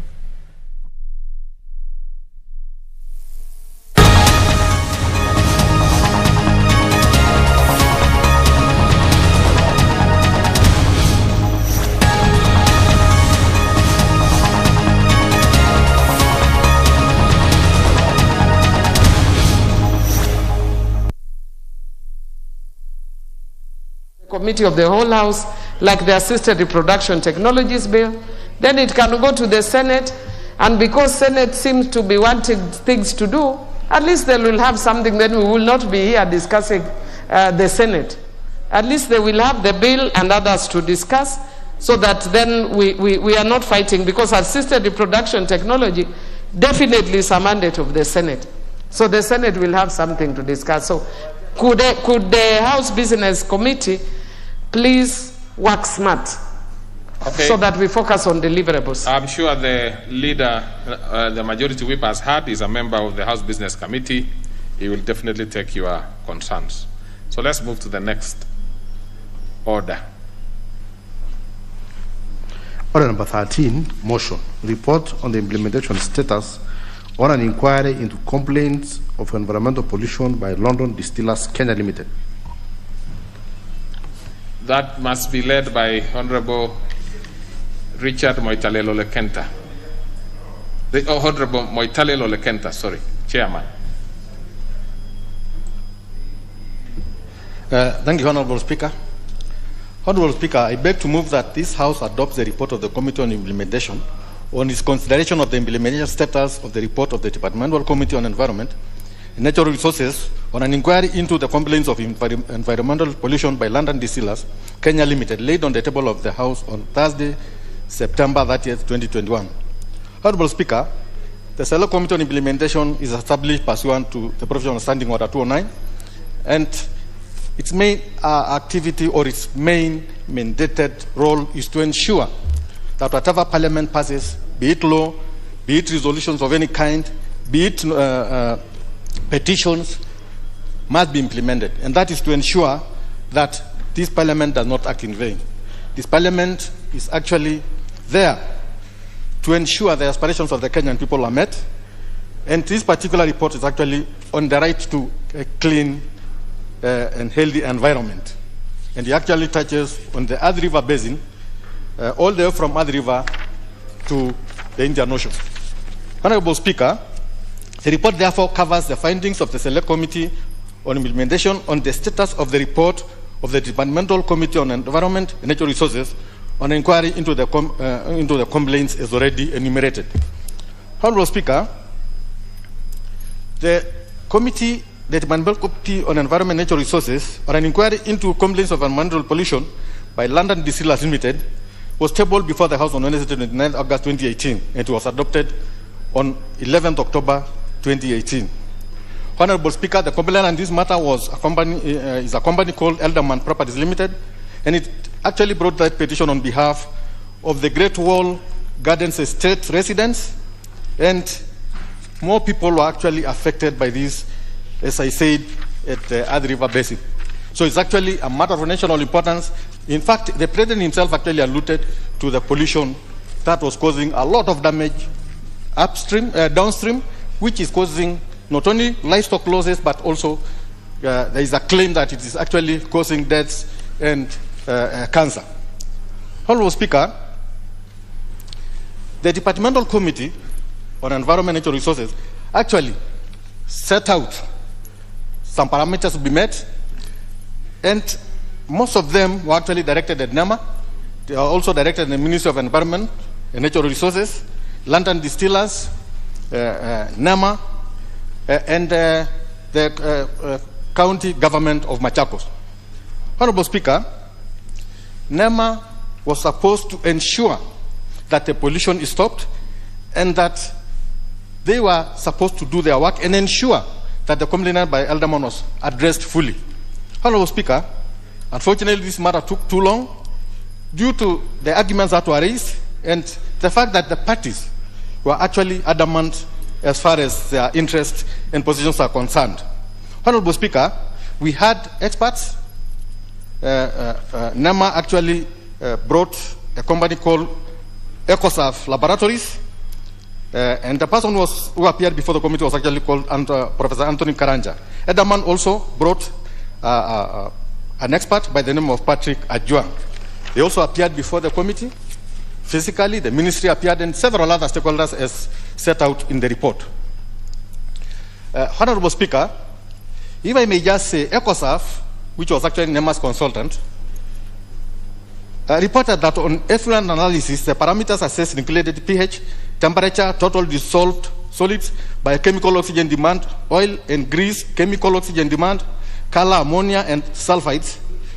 The professor opined that only two parameters, color recorded in the range of 175, 320 mgpt stroke 1, and sulfide 2-4 milligrams-1 were found to exceed effluent standards for discharging the public sewers. They argued that they said the pollution will actually be reduced in due course. The consultant actually was trying to give a clean bill of health to the said London Distillers. Honorable Speaker, their submissions by Elderman Limited intimated that LDK continued to discharge effluent into the environment. There was no state-of-the-art equipment, which was actually one of the requirements or one of the rules that was set by the Committee on Environment and Natural Resources, and that they said that this was not done, and that the purported state-of-the-art equipment installed to reduce pollution was actually a new distillation plant installed to increase the production of ethanol spirit, which at the same time increased the pollution to produce 150 millimeter cubic waste effluent daily.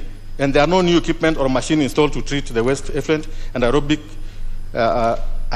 processes. All technology, they were installed 10 years ago, as opposed to what LDK submitted to the committee. Honorable Speaker, the committee actually visited the place, that is the LDK premises, on 2 occasions. The latest one was actually in 2021, October. Honorable Speaker, whereas landed distillers purported to have actually done what they're supposed to do, Edderman actually said they didn't do it. I mean, they did not fulfill the requirements of the report of the Committee on Environment and Natural Resources. In fact, the progress report by NEMA was actually disputed by Edderman, and had actually said that the effluent discharge was still going on. There was also the issue of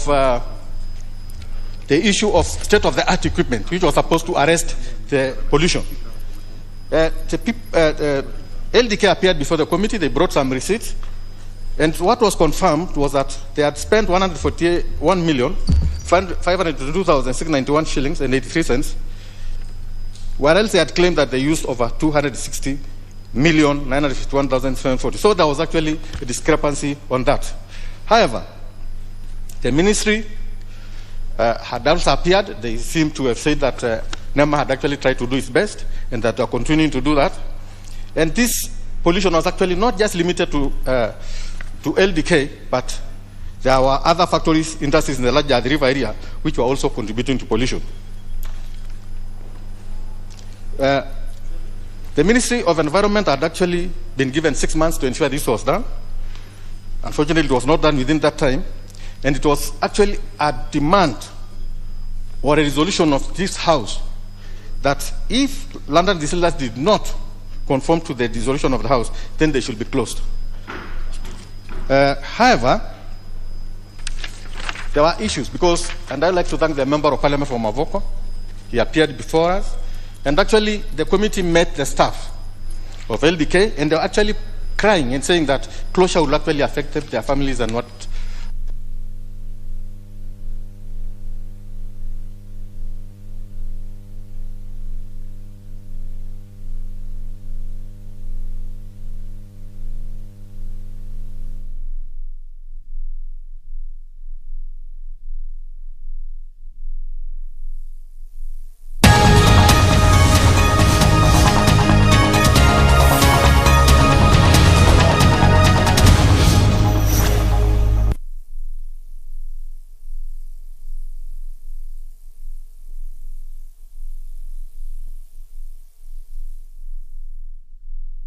That the parties to the petition, LDK and Elderman properties, should coexist harmoniously, as recommended by the Member Committee on Environment and Natural Resources. So they were to actually improve on the environment and ensure that it does not affect them.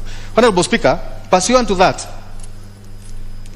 the committee actually went further and said that this is a continuous process. It cannot be just a one-time thing. It must be a continuous process because these are activities that go on every year, day in and day out. And on the administrative compliance, the committee actually recommended as follows: that the National Environmental Management Authority (NEMA) should ensure that London Distillers Limited continues embracing and adapting to emerging technologies to mitigate environmental pollution.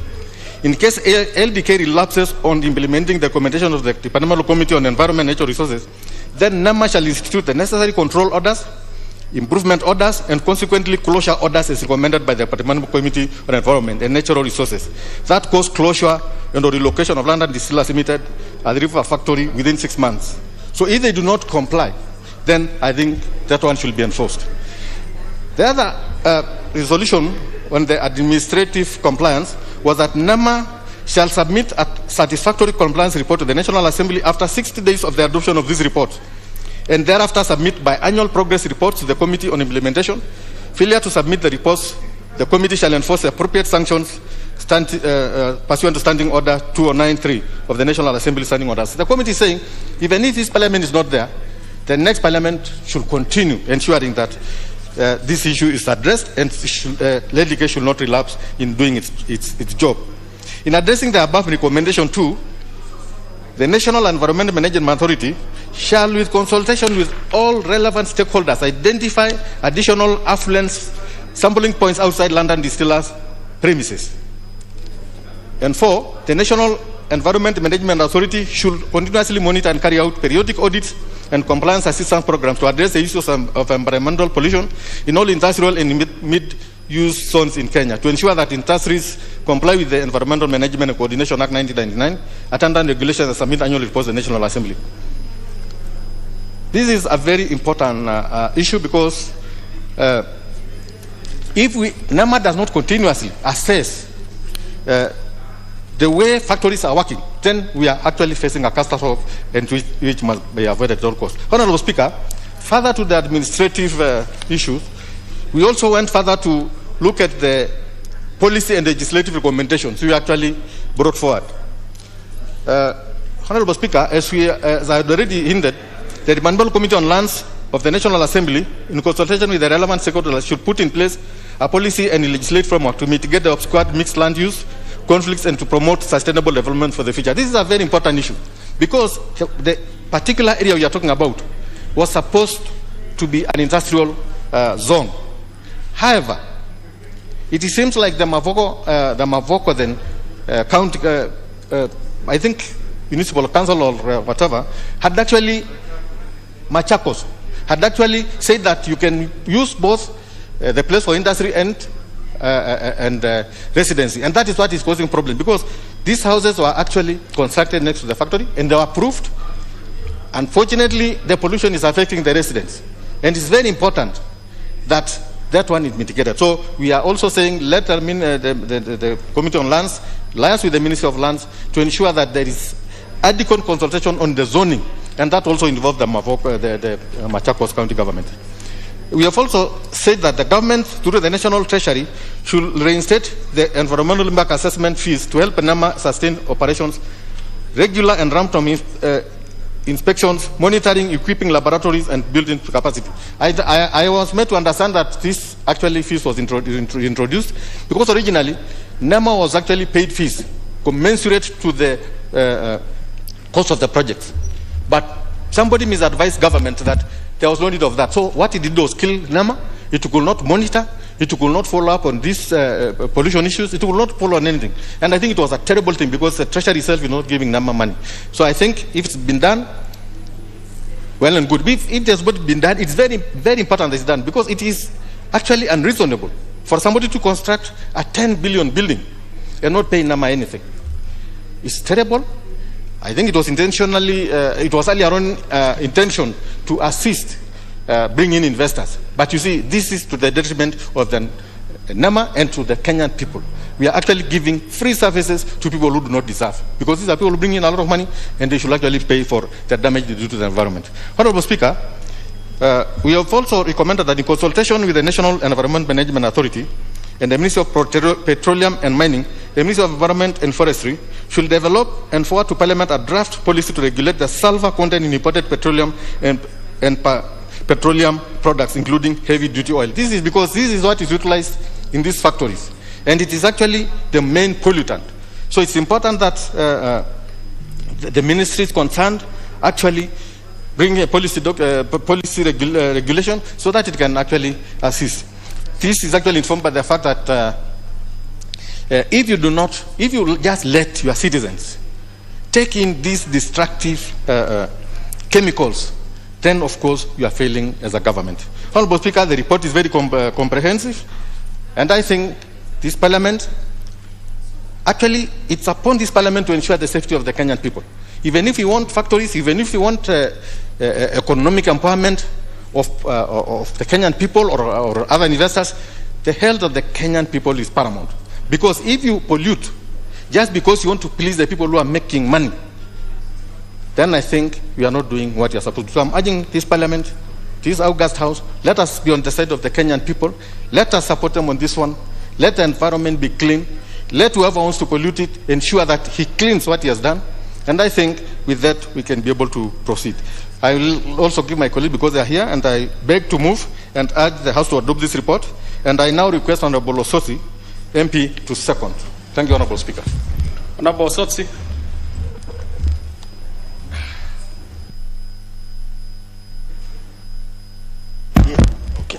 Thank you, Speaker, and thank you, the Chair, for the opportunity to second this motion. Honorable Speaker, I rise to second the motion that this House adopts the report of the Committee on Implementation on its consideration of the implementation status of the report of the Departmental Committee on Environment and National Resources on an inquiry into the complaints of environmental pollution by the London Distillers Kenya Limited, laid on the table of the House on Thursday, September 30th, 2021. Mr. Speaker, the issue of environmental protection is key. Just last week, we had a global conference of world leaders in Scotland, Glasgow, Scotland, discussing the issue of climate change. And you know, climate change is largely caused by pollution. So the issues of pollution are a key. The Committee of Implementation, our role is very simple. We look at the recommendations adopted by this House from various departmental committees and report back to this House on the status or the extent of implementation of the same. So in this case, Mr. Speaker, we were looking at the implementation status of this report, which was tabled on this House on the 29th August 2018.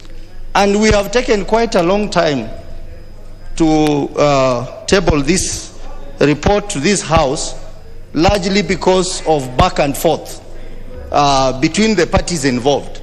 My chair has alluded to the involvement of NEMA in this matter, and also the two parties in this matter, the complainant and also London Distillers. We have had difficult times handling the matter, but we have now eventually tabled the report, and I'm happy now the report is before the House for debate.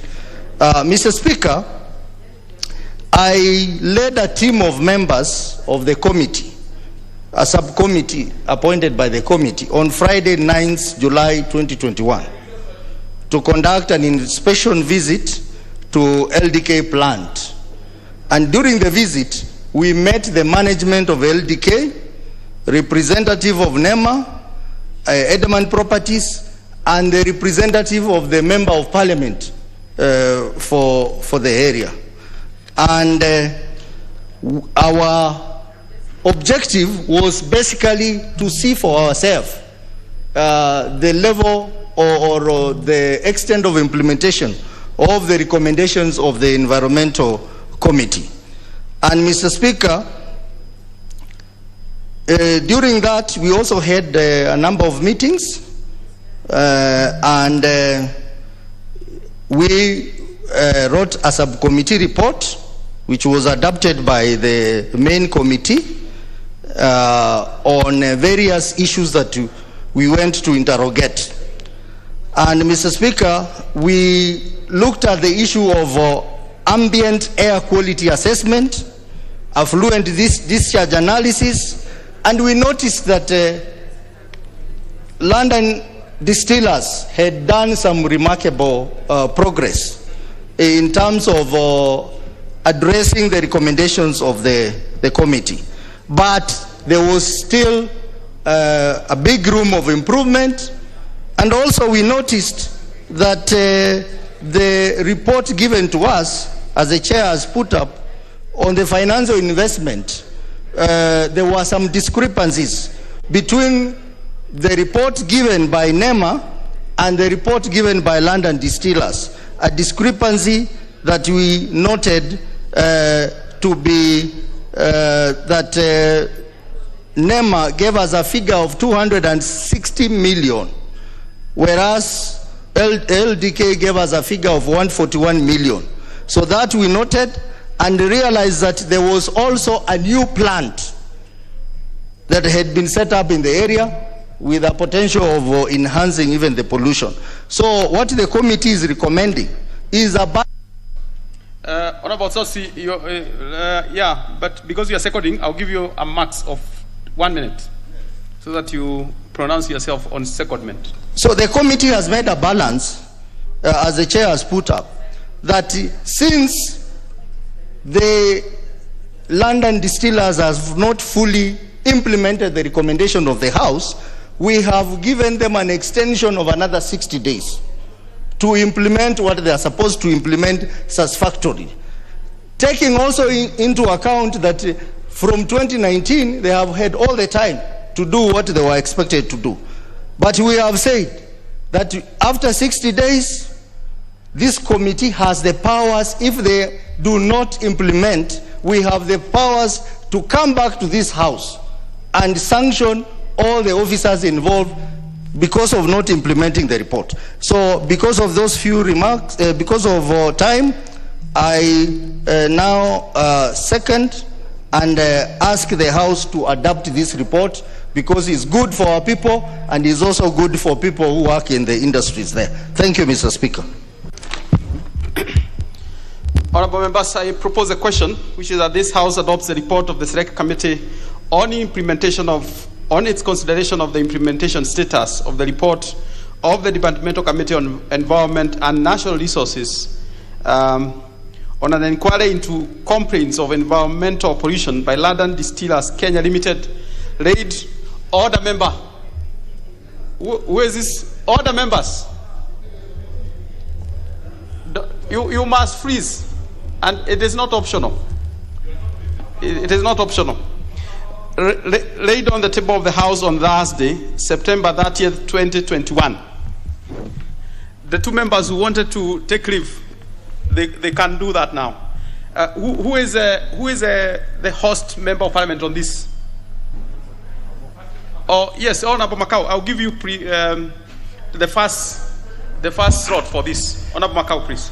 Thank you, Mr. Speaker. Mr. Speaker, I've listened to the report of the Implementation Committee, and I want to thank the chair and the members of that committee.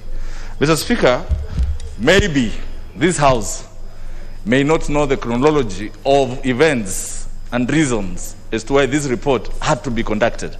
Mr. Speaker, I want to tell this House, London Distillers came after KMC and East Africa Portland. This is one of the oldest companies in Athi River. Mr. Speaker, sometimes it becomes very difficult.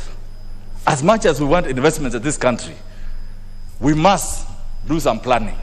Now, the genesis of this problem came because a housing project, residential, was built next to the factory. And then the proprietors of those apartments, Mr. Speaker, are the ones who brought this complaint to NEMA, to Parliament, to everywhere, Mr. Speaker. Reason that there's a discharge from the factory. Now, what Mavoko residents are asking is, who came first, the factory or the residential apartments? Mr. Speaker, when you look at the number of persons from all over Kenya that are employed by London Distillers, since 1963, Mr. Speaker, there are so many people who have brought up their families, who have been working there, the corporate social responsibility that company has been doing around Mavoko. Mr. Speaker, as much as I want investments to come to Mavoko, I find these complaints not proper. And Mr. Speaker, that's why I agree with the committee. And they have indicated in the observation that London Distillers has been improving time and time again. Mr. Speaker, I accompanied the Committee on Environment, and we went round and we saw what London Distillers was doing. And Mr. Speaker, it was very satisfactory until when that report went to implementation. Order. What is out of order, Honorable Barroso? Thank you very much, Honorable Speaker. Listening to MP for Mavoko and also listening to the report by the Honorable Chair, is Honorable Member for Mavoko justifying this pollution by London Distillers, and yet he represents those people who are affected by this menace? Thank you, Honorable Chair. Well, Honorable Mavoko has a right to navigate his debate in the manner he wishes. We shall know how he concludes finally. Probably he's taking a longer route. Mr. Speaker, the honourable member from Saku is always here complaining about bandits, about how his people are being killed, about how the administration is not taking care of his people. Mr. Speaker, Mavoko is about industries and factories. The reason why I'm standing here as a major stakeholder to this is that London Distillers is a major employer in Mavoko. And if it were to be closed, so many people will suffer. And Mr. Speaker, that's why I have some passion about this. Because I know the history, the genesis of this problem. And Mr. Speaker, as I was highlighting, I said the complaint came from a residential setup that came just 3 or 4 years ago. So, Mr. Speaker, we cannot jeopardize, we cannot punish a company that has been in existence for more than 50 years because of one apartment. And Mr. Speaker, I am a strong champion of environment and pollution, for that matter. I don't advocate for it. But when we went to that factory, Mr. Speaker, even with the implementation committee, we saw the efforts the company was doing. And Mr. Speaker, it is upon this basis that I'm supporting the report of implementation committee that they have agreed and they have allowed London Distillers to keep improving on their pollution and affluent emissions to certain levels that are acceptable by NEMA and by the environment world over, Mr. Speaker. So, Mr. Speaker, and I was coming from that background that we should not be punishing factories that came. In fact, we should be punishing the county governments that we've just been discussing about the Senate, because planning is the sole responsibility of county governments. Mr. Speaker, there is no way a county government should approve a residential building next to a factory that has been in existence. In fact, because there is something called zoning, it is upon the county government of Machakos that should have said this is an industrial area, so they don't approve a residential area for that matter. So, Mr. Speaker, I think what this hand is doing, the other hand should know. What the national government is doing and the county government is doing, they must be in sync. So, Mr. Speaker, I may defend London Distillers that if the county government of Machakos had adhered to planning, zoning, residential, and industrial separation, then this matter could not have arisen. Mr. Speaker, again, in that report, I saw the role that EPZ played. Mr. Speaker, EPZA were the same persons who connected London Distillers to their water supply, to their sewer supply, and yet again, I saw them being like, let me call it, compromise, to come and pretend like they were also complaining that low sewer or affluent that was contaminated was being emitted to their system. Mr. Speaker, I think we should avoid double speak. We should adapt this report the way it is, and the 6 months that the implementation committee has given to London Distillers, I think it's adequate, and I am sure, because I have trust and faith in the management, London Distillers will be up again, and of course they are going to employ Kenyans, and they are going to help people recover from the COVID-19 pandemic effect. So, Mr. Speaker, I support this report. And I ask other members, please support this report. Mavoko is a cosmopolitan. Everybody lives in Mavoko. So it's not about my people. It's about Kenyans. So please, members, support the report so the land distillers may be alive and kicking. Thank you, Mr. Speaker. Honorable Emmanuel Wangwe, I just remind members, you have this report has time limit per member as per House resolution, so you have 5 minutes. So it will be important for you to order your thoughts around the 5-minute slot. Honorable Wangwe, please. Thank you, Honorable Speaker. Honorable Speaker, allow me to support this report by the very good Committee on Implementation. And I thank the Honorable Ole Kenta. He had a long flight from the US just to come and present this report. That is one energy I must acknowledge and appreciate. Honorable Speaker, just the way the member for Mavoko has said, I want to really weigh between the two sides, the side of employing Kenyans and at the same time keeping Kenyans healthy, Honorable Speaker. Now that the Committee on Implementation has been soft enough to allow London distillers at least some time to breathe, whether it is 60 days or 6 months, that is good enough. But it should live up to this leniency that, Honorable Speaker, it has again to follow up so that we don't go down into the issues of climate change, which will affect our country, Honorable Speaker. Honorable Speaker, I live in Mavoko myself, and Honorable Makau is my member. I feel happy when he can defend both life and industry. Honorable Speaker, looking at the issues that the Committee on Implementation has raised, I feel it's important. The Conference on Environment has just ended in Glasgow, and one of the issues that is coming out, Honorable Speaker, is the issues of global warming. It's not just on light industries, Honorable Speaker, on heavy industries only, but even light industries like London distillers, Honorable Speaker, could easily spark serious global warming. Therefore, it's important that the committee really lives up to what it has recommended to make sure that we see a better environment in Kenya. All I would want also to insist, Honorable Speaker, is our corporations which are entrusted with making sure Kenyans are safe.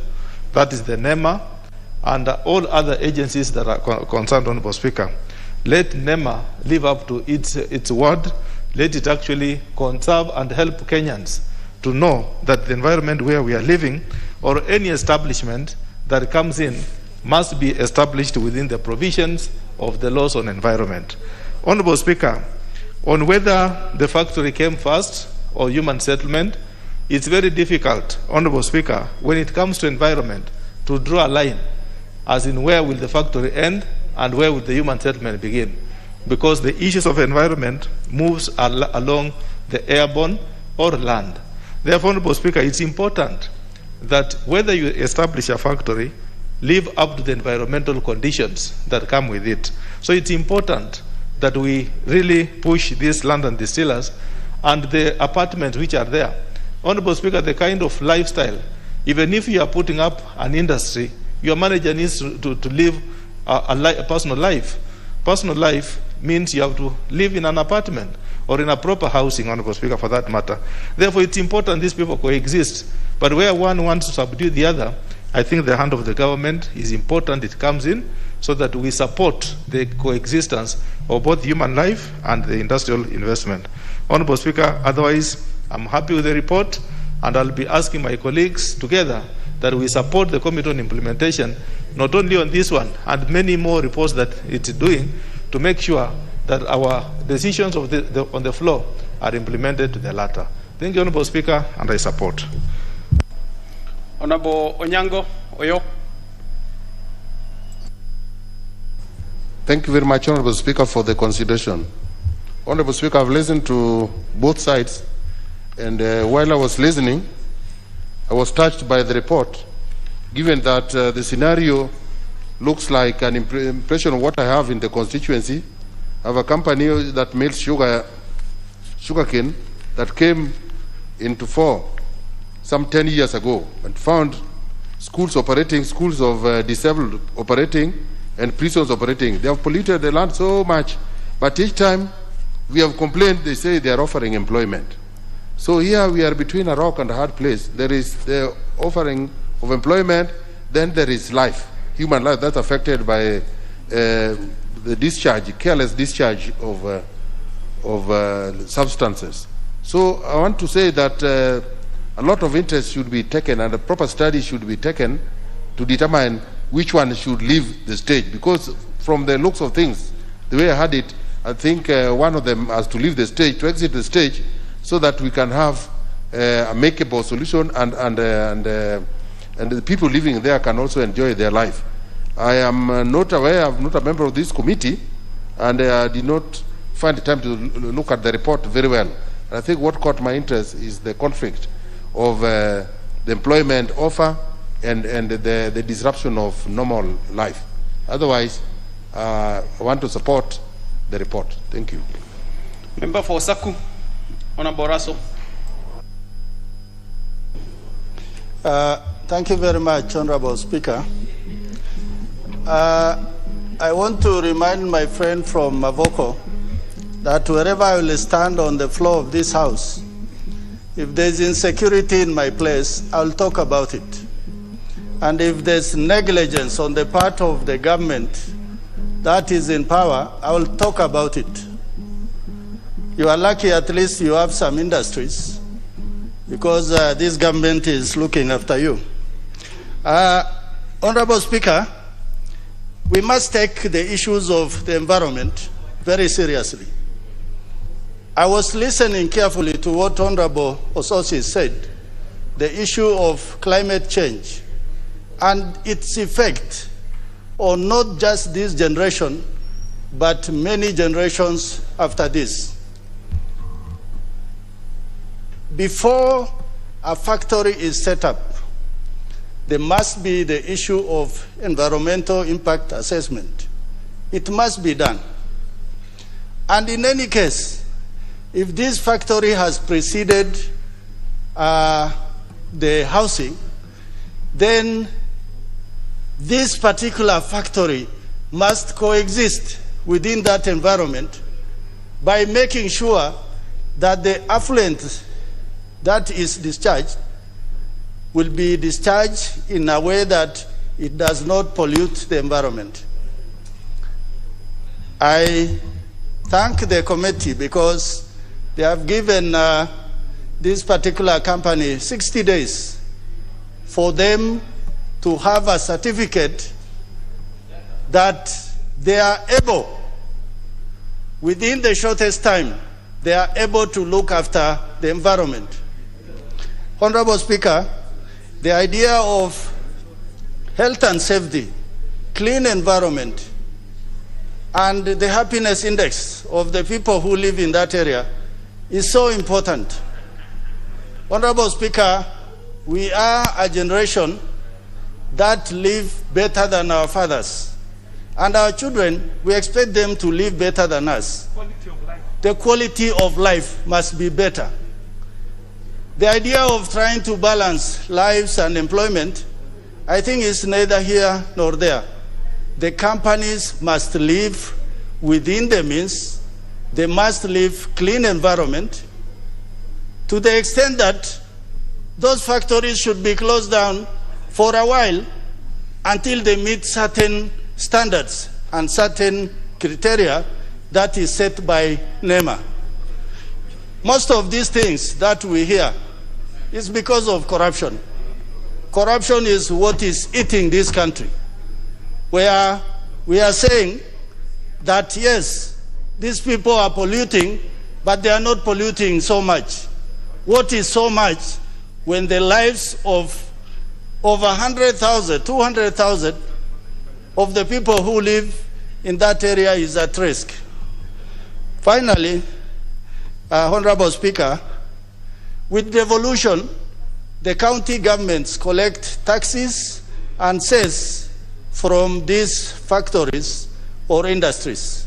So they have a bigger calling, because the people who live in Mavoko or any place like Moroni, they belong to those counties. They belong to those areas. So the onus is on the county governments to make sure that their people live in clean environment. With those few remarks, I beg to support this report. Honorable John Bunyasi. Thank you, Mr. Speaker. Let me weigh in also on this report. I want to thank the Committee on Implementation and the chairmanship of Mr. Mheshimiwa Olekenta. I was persuaded in his presentation that there was balance between the benefits of employment and the risks associated with pollution. And I thought that that is really a very good way of approaching it, because this is not a switch on, switch off type of thing. In many countries, the cost of transiting from where they are, for example, to an improved situation, sometimes justifies a claim on public funding. The reason being that the common good that you achieve by helping the factory transition faster saves lives, lowers public costs on health, and those related consequences. And also at the same time, because of the risk of loss of jobs, it determines which kind of timetables each country is willing to have. And that's why in these difficult discussions, such as those that went on in Glasgow, some countries are on board, some of the leading countries like the US are reluctant to get on board because they calculate the costs of doing it, and they realize that the consequences are severe, but that it must be done. I think that balance is the important thing. However, I think the arguments that my very good friend and Member of Parliament Mavoko has raised, you need to think about it. Yes, the London distillers had been there for a long time, but the standards were quite low. Pollution standards were quite low.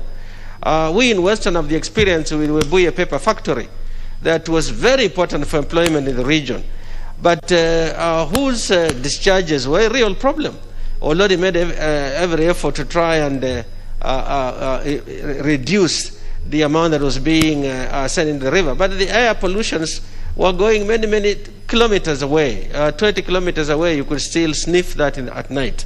So I think we have to be cautious in terms of our record in the House, that we do not let them off the hook simply because they came earlier, or simply because they employ. I think it must be that the standards weren't there then. Standards have come, and improvements take time. It costs money. So it is a process. It's not a one-time event. I think with that approach, there may be areas in which the public sector, the county government and the national government might spend money in ways that are facilitating that transition. Because if we do treasure the jobs as we say we do, then it can justify public funds, at least from a socio-economic point of view, to help them transition faster.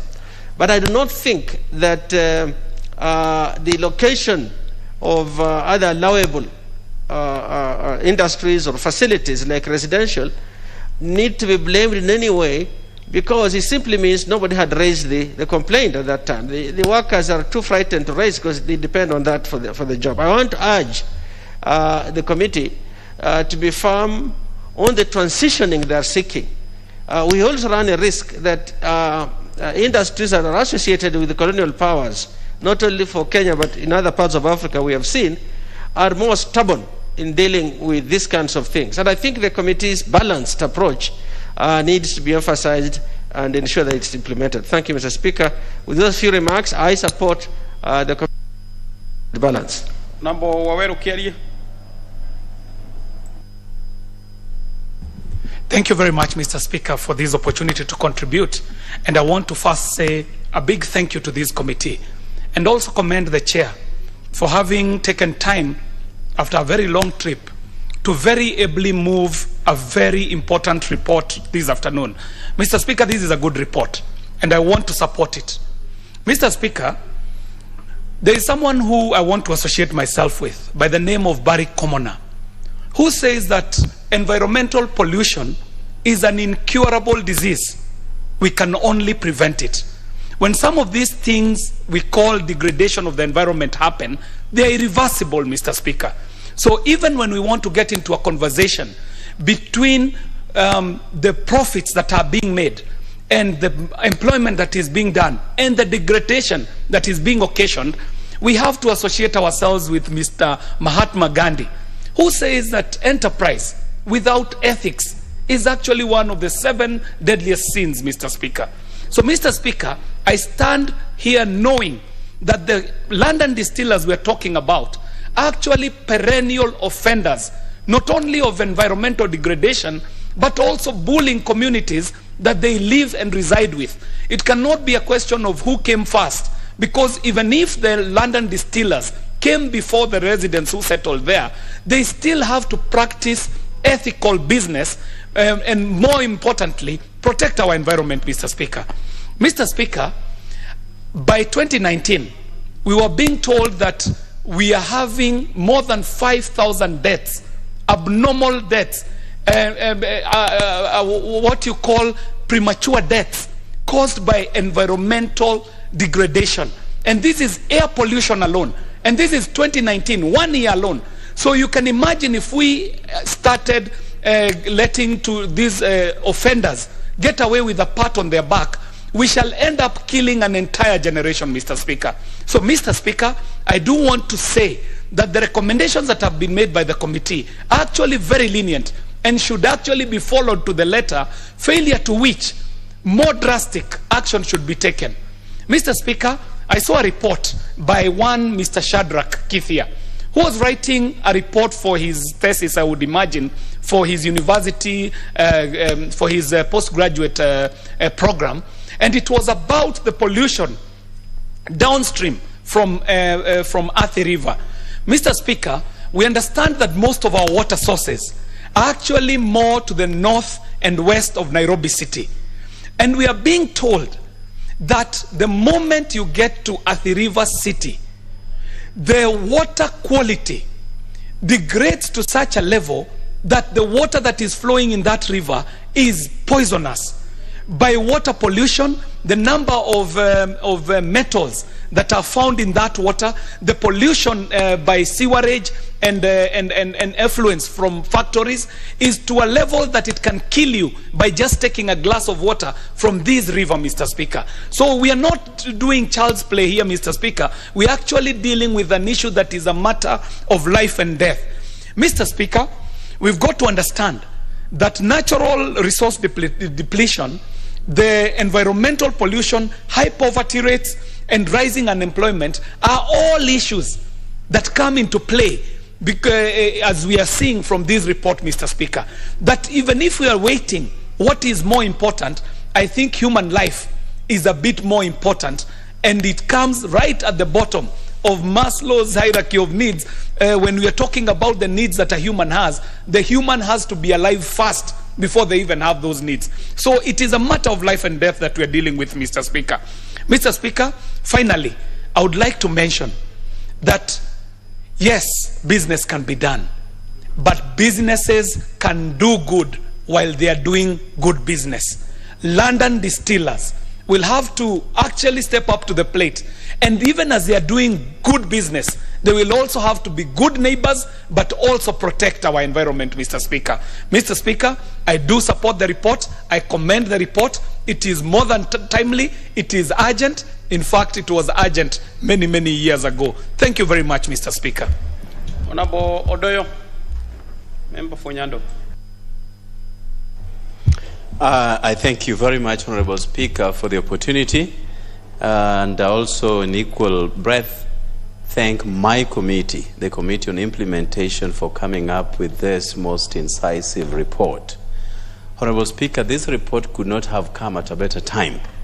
The world has converged in Glasgow under the aegis of COP26, majorly to look at the environmental issues with a view to addressing global warming and many other challenges that the impurities of the environment bring.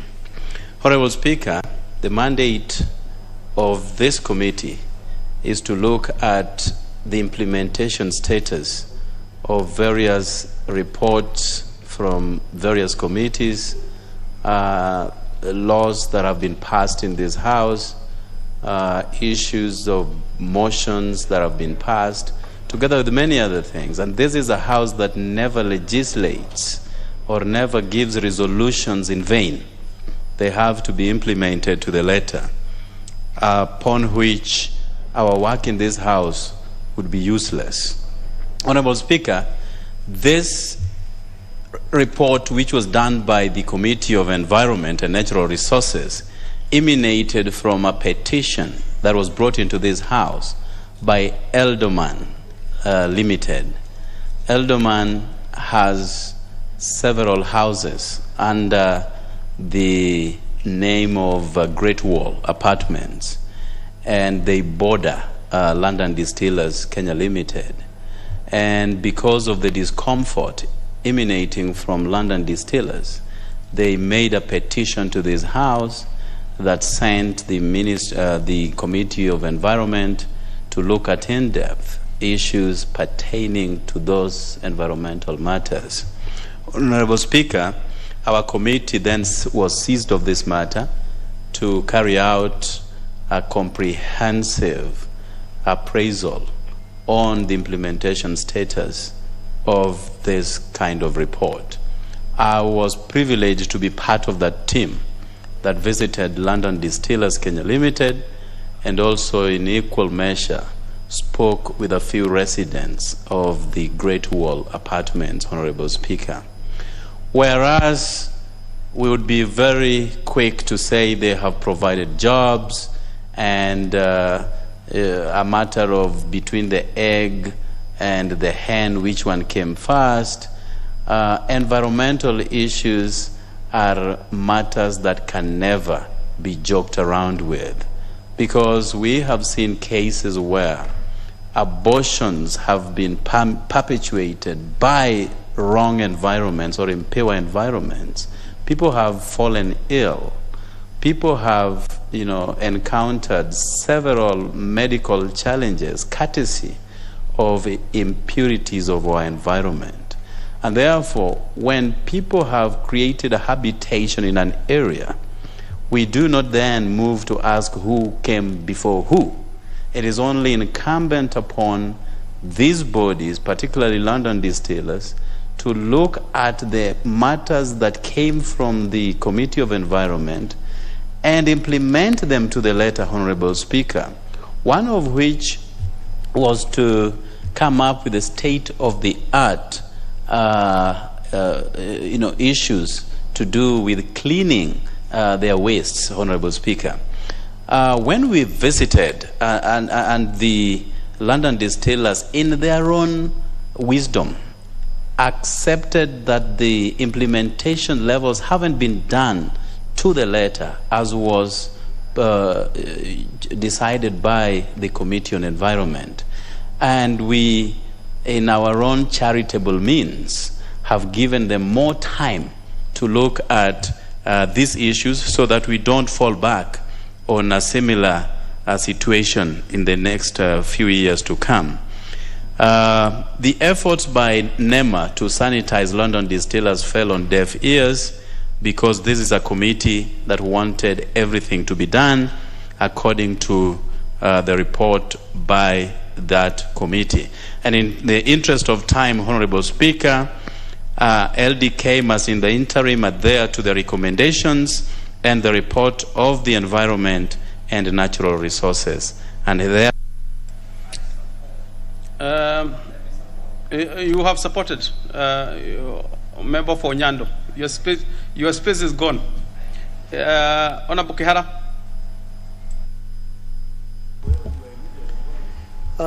Thank you, Honorable Speaker, for giving me this chance to also support.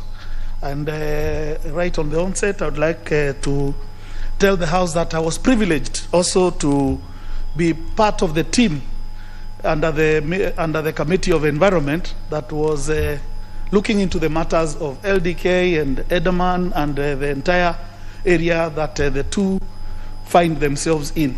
Honorable Speaker, I would like to say that I'm also privileged to be a member of the Implementation Committee, and I was also part of the team that visited LDK to see the levels of compliance to the report that had been done by the Committee of Environment, for which I was also part of. Honorable Speaker, I would like to say that what we found at LDK when we went there for the first time was deplorable. And indeed, we even wondered whether NEMA was being able to really look into the issues that are really required to see the factories and industries that are around that area, whether they are complying to environmental pollution. Honorable Speaker, when we visited, we did come up with certain issues that needed to be looked at. Key to them was that the LDK must invest in the state-of-art equipments that will improve their production and also ensure that they can reduce their environmental degradation in the area. And Honorable Speaker, when what we saw and the reports we received from experts who are versed to the information that was required, was that they were already past the requirement and the threshold that was required. They cannot be 100, they were perhaps not 100%. And to say that any industry, Honorable Speaker, can be 100% non-pollutant is impossible. Even if you go to the first worlds of this country, you cannot have industries that are 100% non-pollutants. And because we need them and we have to live with them, what we require is to ensure that this is a continuous process. And I'm happy to say, because my chairman did allude to this, that in our recommendation we have said this is a lifetime commitment. We need to ensure that we can inculcate a culture of ensuring that we are actually improving our environment. Honorable Speaker, the other issue we also realize is that Mavoko is fast becoming an industrial zone. We have a lot of companies there. We have steel manufacturers. We have almost, I think, 4 or 5 cement factories in that area. We have tanning factories and many other industries that are coming up in that area. Honorable Speaker, we actually also mandated NEMA to see to it. Can we ensure can they also ensure that they are looking into the other industries in the area to see what are the levels of pollution in the to the environment in the area, so that we don't look like we're only zoning in on one company, LDK. But Honorable Speaker, so to speak, what I would want perhaps to see and going forward is to see that LDK also can actually be able to continuously improve. Have they done something? Yes, they have done. When we went there for the first time, Honorable Speaker, we found even open sewers running across the area. This time when we went around, a lot had been done. Not to perfection, but there is definitely room for improvement.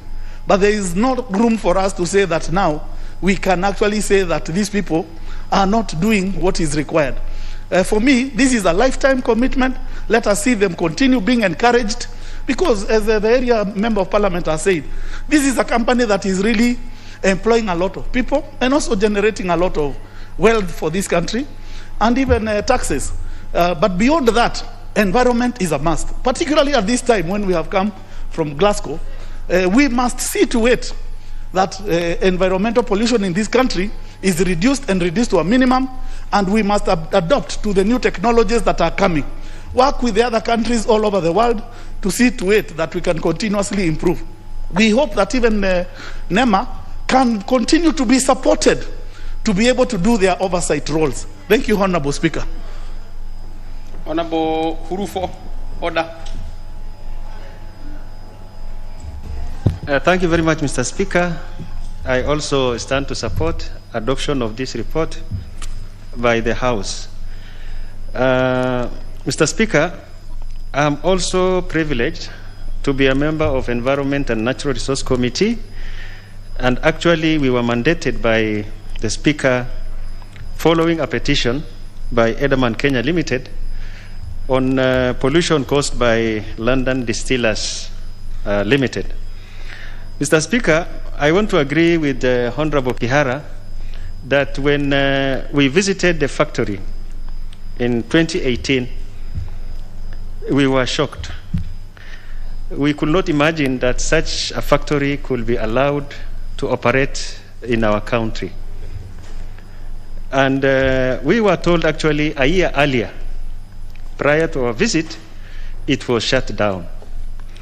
And therefore, when we sat, we visited, we verified, the facts on the ground, we realized that we needed to come up with very clear and strong recommendation. Clean environment is a must. It's also a constitutional right for Kenyans to enjoy clean environment. Mr. Speaker, I'm also privileged to be a member of the committee which is mandated to make follow-ups and ensure that recommendations by departmental committees are implemented to the letter. And therefore, I also happen to be a member of the subcommittee led by Honorable Sotsi, which visited that factory recently. The fact of the matter is that there is tremendous improvement. During our first visit, there was open sewer, and waste from the factory were just flowing into the river, and the factory was dependent 100% on fuel which had high sulfur content. And actually there was very foul smell. We could hardly breathe during our first visit. But on our recent visit, we realized that we appreciated a lot of things which were not there before had taken place. Notable among which is a plant for generating biogas as a source of energy from the waste generated by the factory.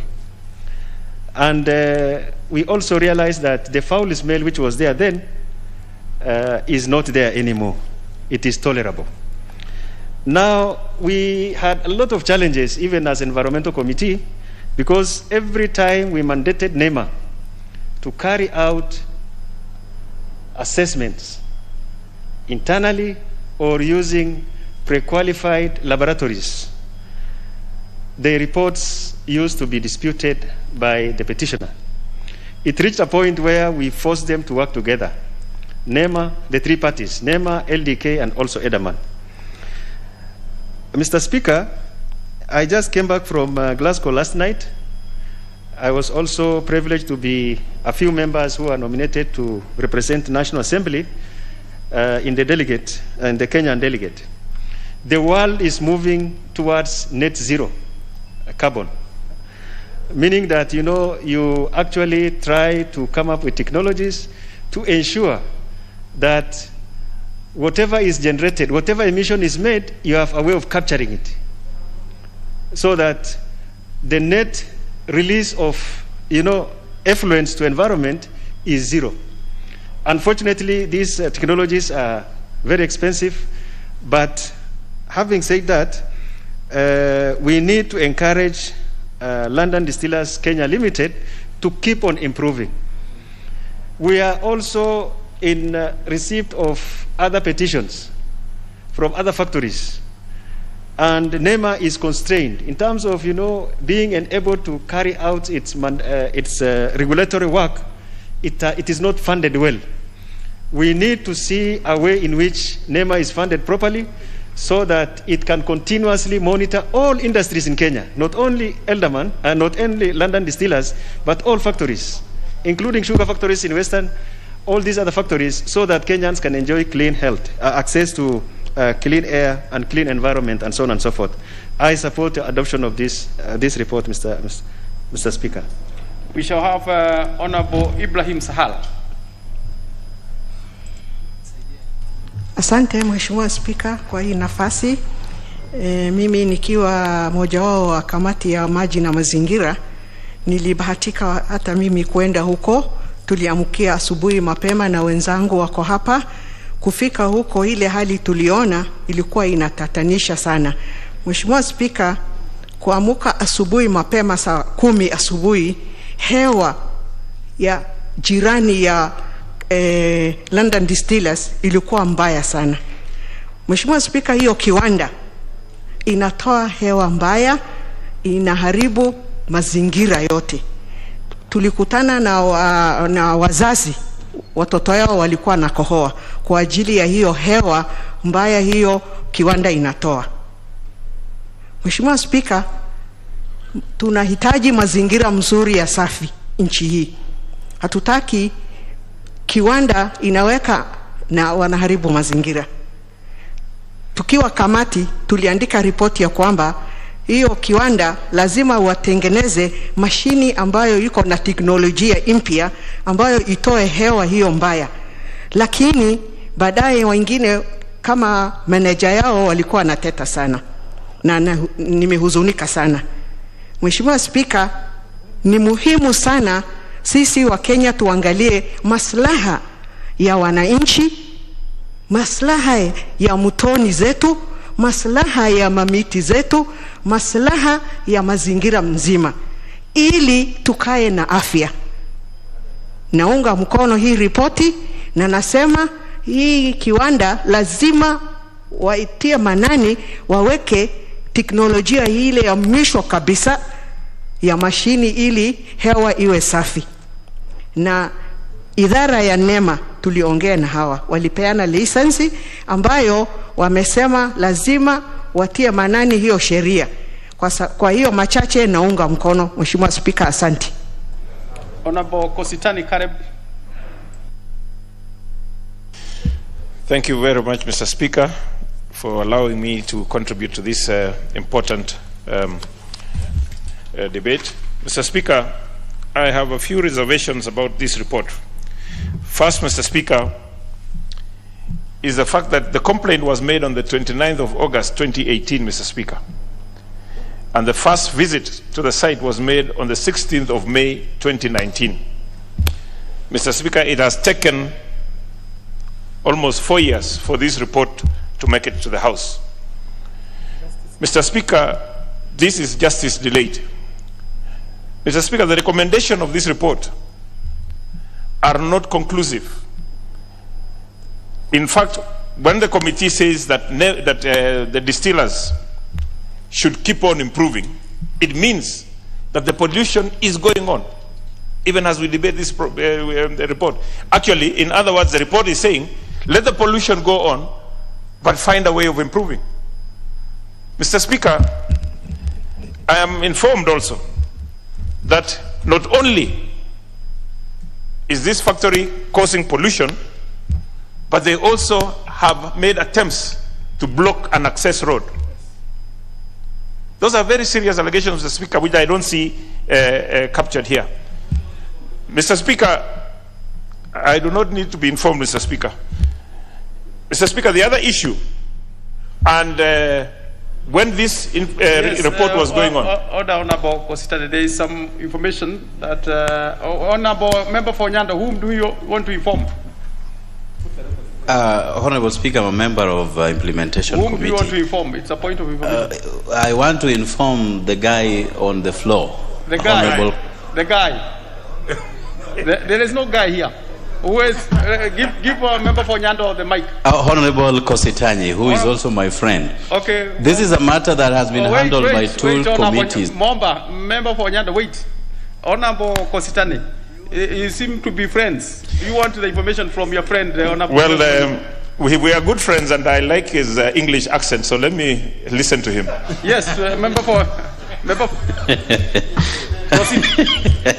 Well, I do not want to entertain him with my linguistics, but anyway, this is a matter that has been handled by two committees. It was brought before the Environment and Natural Resources Committee, and there is usually a procedure upon which reports are made and visitations are made, and that takes quite substantial amount of time, Honorable Speaker.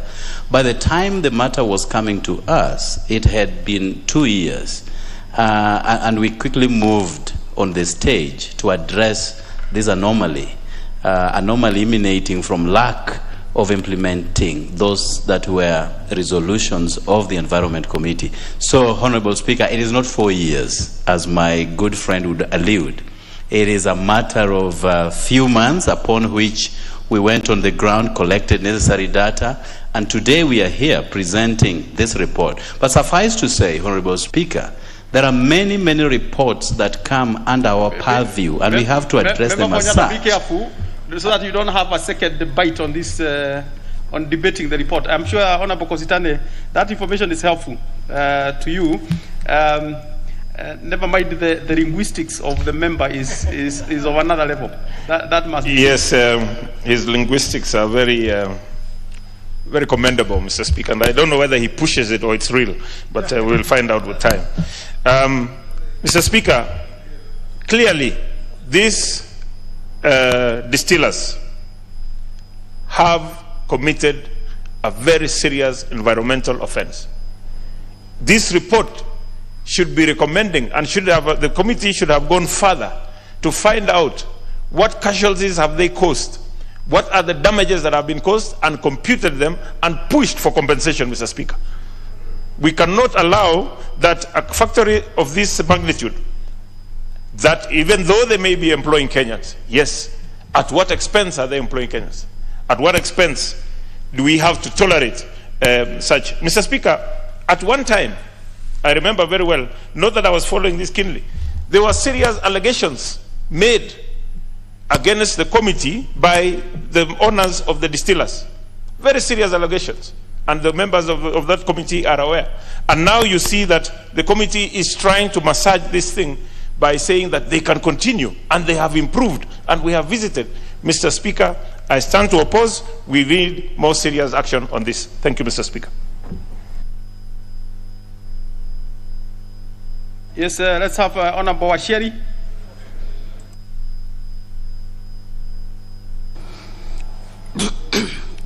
Thank you, Honorable Speaker, to give me opportunity to also contribute on this motion.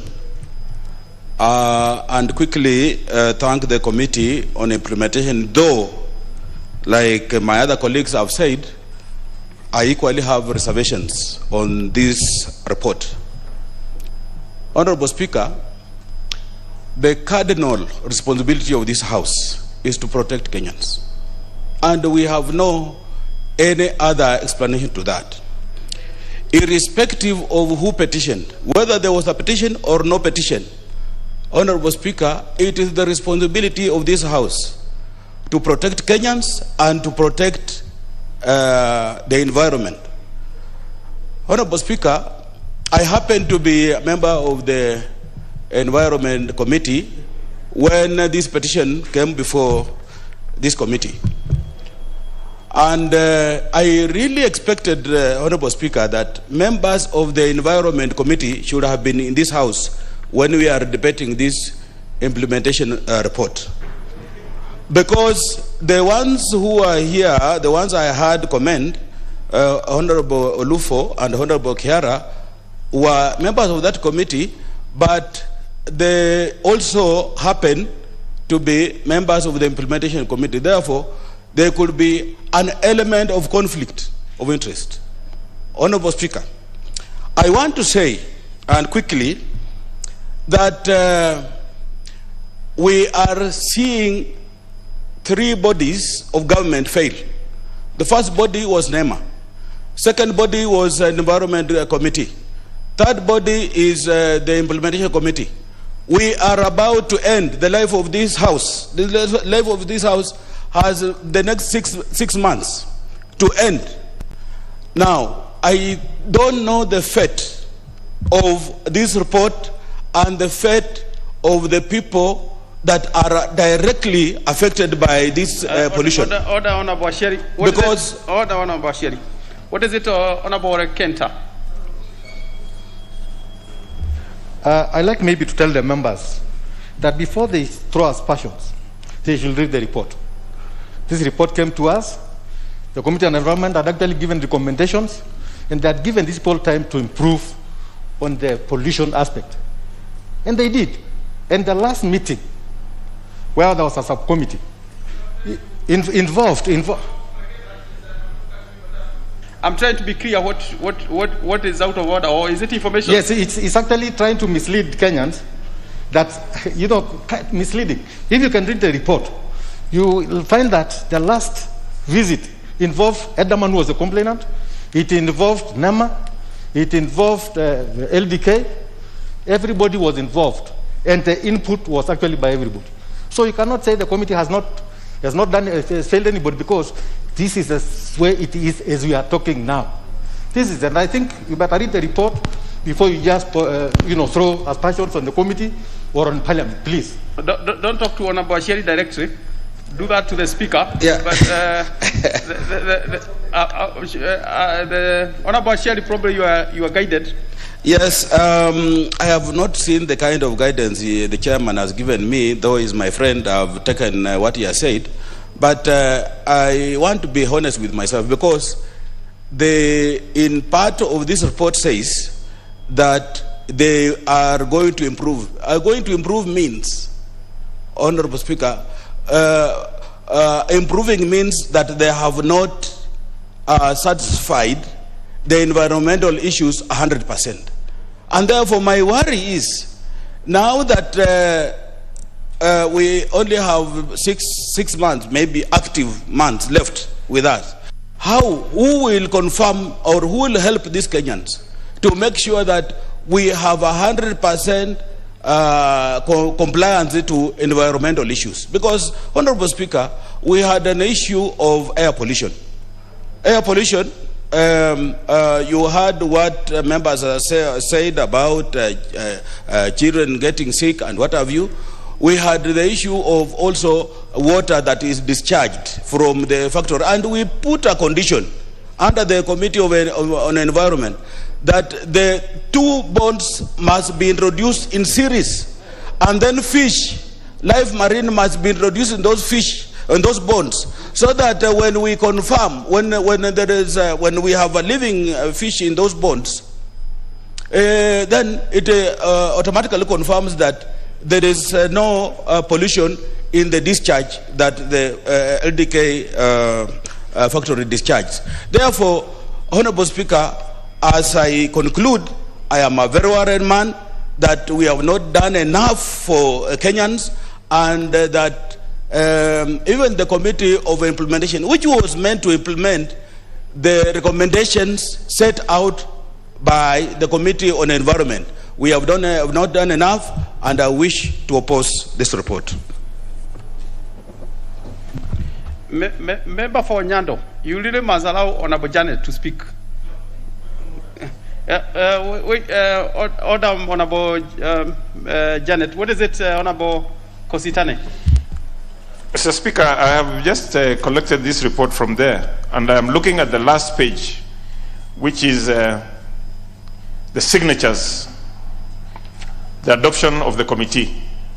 Mr. Speaker, I can only see only 4 members are signed to adopt this report. Is that in order, Mr. Speaker? Is the report properly before the House? Yes. What on that, Honorable Kositane? In fact, the chair can sign himself. The chair himself, the chair can sign on behalf of okay. Course, it is good practice if as many members sign, because it shows that the members have endorsed. But there isn't even a minority report or any member saying that they oppose. Thank you, Mr. Speaker. I'm guided. Honorable Janet. Thank you, Mr. Speaker, for giving me this opportunity. Mr. Speaker, I rise to support this motion, this report. But, Mr. Speaker, there are a few glaring issues that I would like to contribute to. Mr. Speaker, we know that one of the core environmental functions, one is to supply resources so that we have good air, water in terms of renewable energy. The other one, Mr. Speaker, is to deal with issues of waste management, so that we know that if you are assimilating waste in terms of any economic activity that you undertake, particularly if there are factories, that waste that is generated should either be absorbed into the environment in a natural way or in a non-unnatural way. Mr. Speaker, as a member of the Environmental Committee, we had made recommendations, and one of them was that London distillers must come up with a plan in which they will be able to manage their waste. There is no reason, Mr. Speaker, that we can say that we can compromise on issues which come to deal with clean air, particularly now, Mr. Speaker, when we are saying that we must have renewable energy, clean air for our people to breathe in. Mr. Speaker, Nairobi is a city. And with the city, we know that we are getting even more waste through bad air for breathing. We know that in Mlolongo there are so many factories. While I commend the chair of the implementation committee in asking that this factory should be able to come up with a way in which they can stop the wastage, Mr. Speaker, I had expected more. I had expected them to come up with a plan, insist that this factory indeed must either deal with the wastage in terms of the wastage that is there, because there is clearly a very serious problem between them and the Great Weight residents, but I have not seen that plan. The problem in this country, Mr. Speaker, we come up with very good plans of environmental impact assessment plans, but yet, Mr. Speaker, we never implement them. So we keep on breathing bad air, we keep on drinking dirty water, we keep on having bad sanitation. We come to Parliament here with great eloquence, we speak so well, Mr. Speaker, yet we fail to protect our own citizens. Mr. Speaker, I feel that as a member of the Environmental Committee, we haven't achieved any end in resolving this matter of wastage management. I would have expected that, Mr. Speaker, we would have had a plan to either say, can we close this factory until they come up with a proper way of how they'll manage their wastage. You heard Honorable Holufu say he has just come from COP26, and there is technology. There is now technology on how you manage waste in a non-natural way. There is technology that other factories have used, Mr. Speaker. Why is it that here in Kenya we cannot use them? So, Mr. Speaker, while I support this report, I want that we as parliamentarians, if it is possible, Mr. Speaker, we should come up with clear resolutions on this issue of environmental assessment reports that are never put to use, on the issue of how waste is managed by factories, so that we can be able to deal with the key functions of environmental functions, the ones I mentioned, supplying of resources, and the other one on how do you generate waste and how do you manage it in a natural or non-natural way. With that, Mr. Speaker, I support. Thank you. We shall have Honorable Bashane. Thank you, Speaker, for giving me this opportunity. On the onset, I will support the report of the committee, but I have some few reservations which I want to make. Order, Honorable Bashane. What is it on about Sotsi?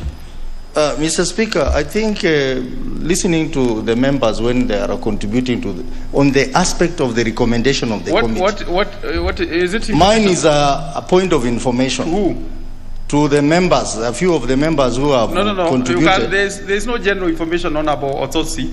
It is only specific to one person. By the specific way, to who? I want to inform Honorable Ongera. No, Honorable Janet's space is gone. Yeah. So you cannot inform Honorable. In law, Honorable Ototsi, there is something in law called Fantas official. Fantas official means Honorable Janet is Fantas official. Her space is gone. But Honorable Sotsi, because I can tell the struggle that you'd like the members to appreciate certain things, the chair will have a space at the end of this very shortly. The chair will have his time again. It is important, and you are a member of that committee. It will be important for the chair to take some of those issues so that when he is replying, he has an opportunity to help members crystallize on all these issues. So there is still another opportunity for the chair. Honorable Bashane. Chair, Speaker, what the observations I have is that environmental issues are very important.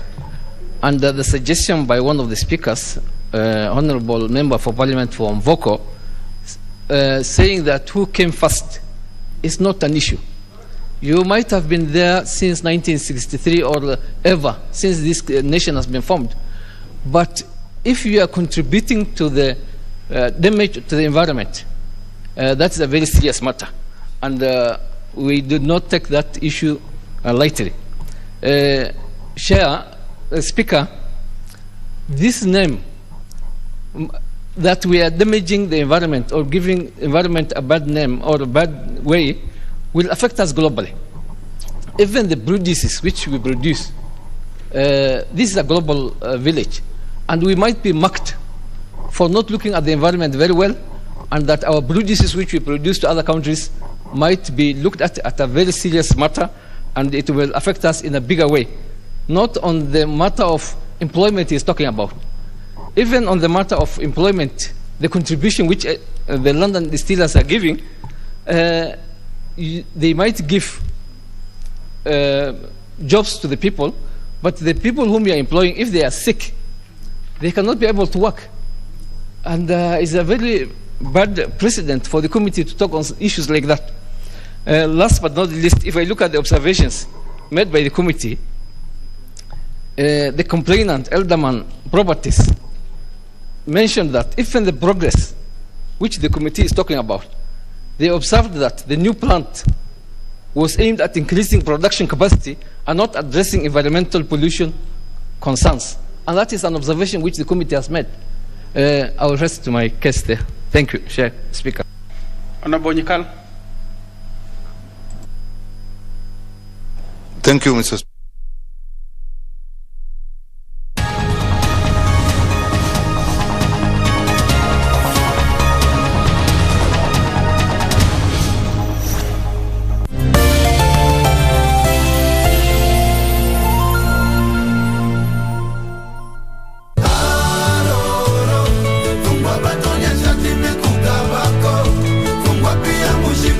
We are here to create a safe space for men and a safe space for women to come and interact with men so they can learn a bit more about us. I always say that privilege is the opportunity to fail.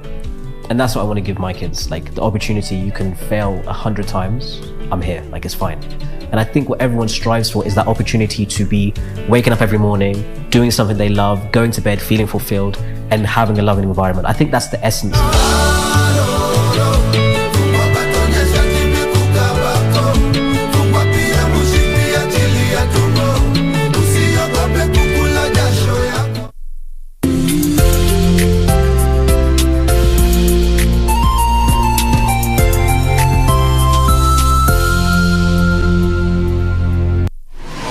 Log on to the KBC website at www.kbc.co.ke to get the latest breaking news, entertainment, sports, politics, lifestyle or business trends from Kenya and around the world. Never miss new episodes from your favorite TV shows, reruns and movies. Just stream online or watch live on your YouTube channel at KBC Channel 1 TV shows. For the day's biggest stories, trustworthy news and family entertainment, log on to KBC Channel 1. Watch what you want anytime, anywhere. Mulituita na tukaitika. Ndio maana tarehe 12 na 13 Kitweke FM ikishirikiana na NEMA na kaunti za Nandi na Kericho inakuletea roadshow babu kubwa katika eneo la Bonde la Ufa. Tarehe 12 msafara wa Kitweke FM utapitia maeneo ya Mosoriot, Chepterit, Himaki, Namgoi, Kapsabet, Kaptumo na kisha tumalizie Nandi Hills. Tarehe 13 msafara wetu utaanzia Kipsitet, Kapsoita, Sosiota, Kabianga, Litein, Kapkatet, Kericho na kisha tumalizie Bruka. Tarehe 14 watangazaji wa Kitwek kuabudu pamoja na waumini wa kanisa la Voice of Gospel Church lililoko Ngoina Road. Njoo ukutane na wanahabari na waenzi wa Kitwek FM wakiwemo Peter Cheriot aka Semason, Joan Bell, Winnie Cherono, Enoch Ngetich aka Mr. Wadis na wengine wengi. Kitwek FM, Kigasin.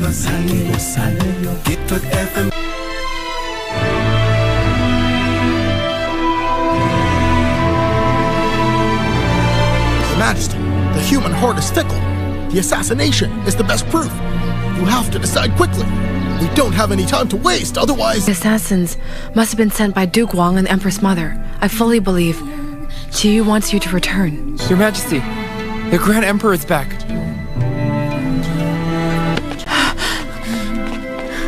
Yuxia, I'm not dreaming, am I?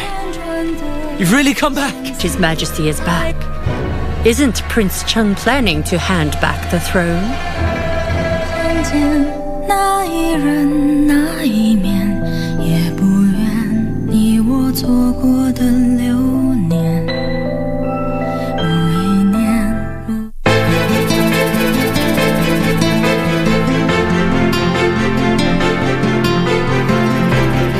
Stika mama watu ni mgonjwa huko juu, mimi niko hapa chini tu. Na mwana bosi wako mwacha matani ndio nakwambia leo mimi ndio maza hapa nyumbani, hakuna mtu. Mimi Pili, kwani unanisahau nawe? Wewe, yani sasa tumeanza kufichana namba. Unajua mimi sijazoea ya mambo. Kumleta nitamleta, lakini kumchunga nitamchunga vipi? Tumia uwezo wako.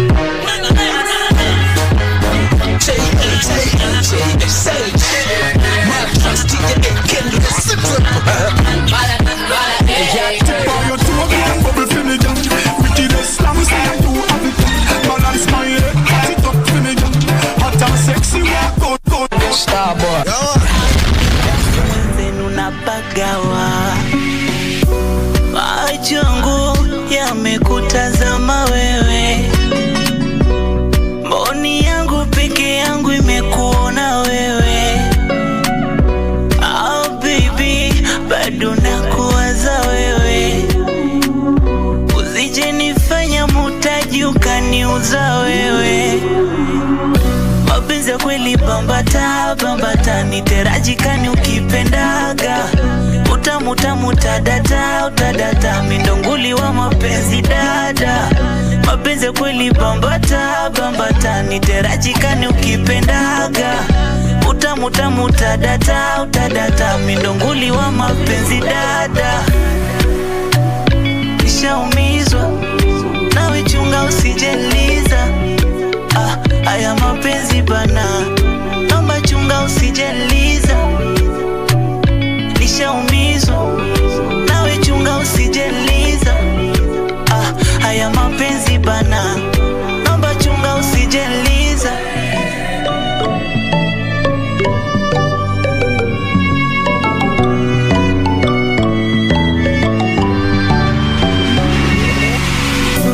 Na viapo vyako lokula viwe kweli, viwe kweli. Usije ukabadilika mbele, kabadilika mbeleni. Mimi moyoni nimekuridhia. Ilinde mboni mchanga kuingia. Nipeleke popote, nifanya tavyo vyote, mi wako wote wote. Nikianguka niokote, kitunze socho wote, mi wako sinichoke. Mapenzi ya kweli bambata bambata, niterajikani ukipendaga. Utamu tamu tadata utadata, mindonguli wa mapenzi dada. Mapenzi ya kweli bambata bambata, niterajikani ukipendaga. Utamu tamu tadata utadata, mindonguli wa mapenzi dada. Nishaumizwa nawe, chunga usijeliza. Haya mapenzi bana, naomba chunga usijeliza. Niwa utalejezo ijisambo ngowirirwa wibi mitima yawe. Jembono zaja mw'ijuru, uyu mutima mwiza uza kujyana mw'ijuru. Ijuru wampaye hano kwisi, imana izere kwiture. Nkunda ukuntu ujya ungenza, cyane cyane uri kunetesha. Neza tomoja mw'ijuru wabona, ingororano wabona. Hano kwisi nareme icyo nyisi neza.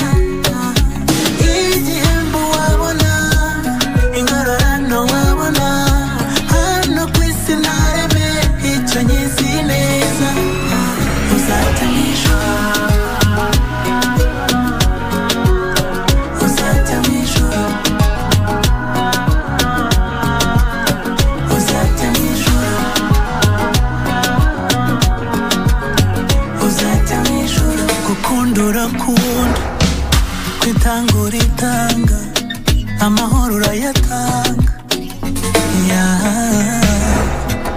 ugeze aho amagara aterwa hejuru ugasama yanjye ugeze aho wibura igitangaje wibonera njye ibi birenze urukundo sinzi uko nabyita ijoro ryagenewe wowe nta nuko mutaribona nkunda ukuntu ujya ungenza cyane cyane uri kunetesha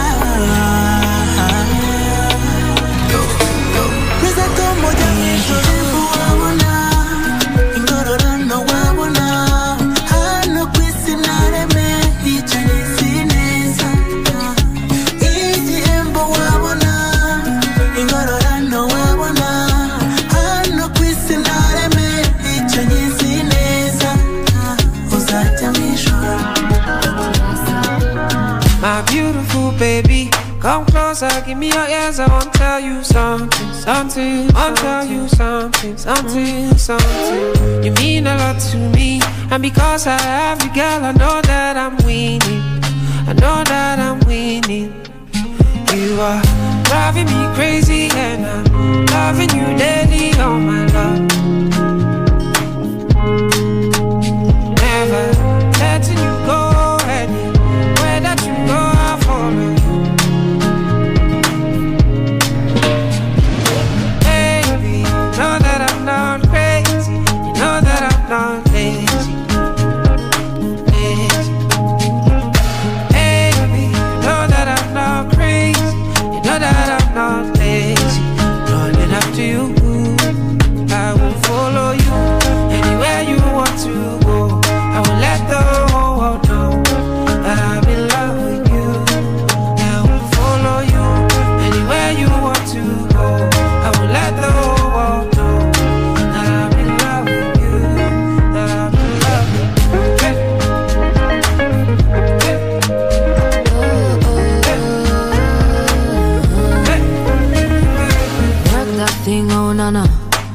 Like a one true lover, there's nothing will go make me leave you. Nobody will love me, reach you. The way you pumping me alive, you keep my dreams alive. Never, never, never, never, never will I ever let you slide. Oh baby, my baby, there is something that you need to know. I'm in love with you, yeah. Oh baby, my baby, there is something that you need to know. I'm in love with you, yeah. Baby, you know that I'm not crazy. You know that I'm not lazy. Baby, you know that I'm not crazy. You know that I'm not lazy, no. I will follow you anywhere you want to go. I will let the whole world know that I'm in love with you. I will follow you anywhere you want to go. I will let the whole world know that I'm in love with you. I'm on a rhythm and blues. As on my ways make me rocky better. Cause I'm a baby na cruise. Cause I don't take for streets to tire. And many boys don't toast me tire. Nobody do me cara cara. Nobody baby but you. Can't you see the butterflies in my belly?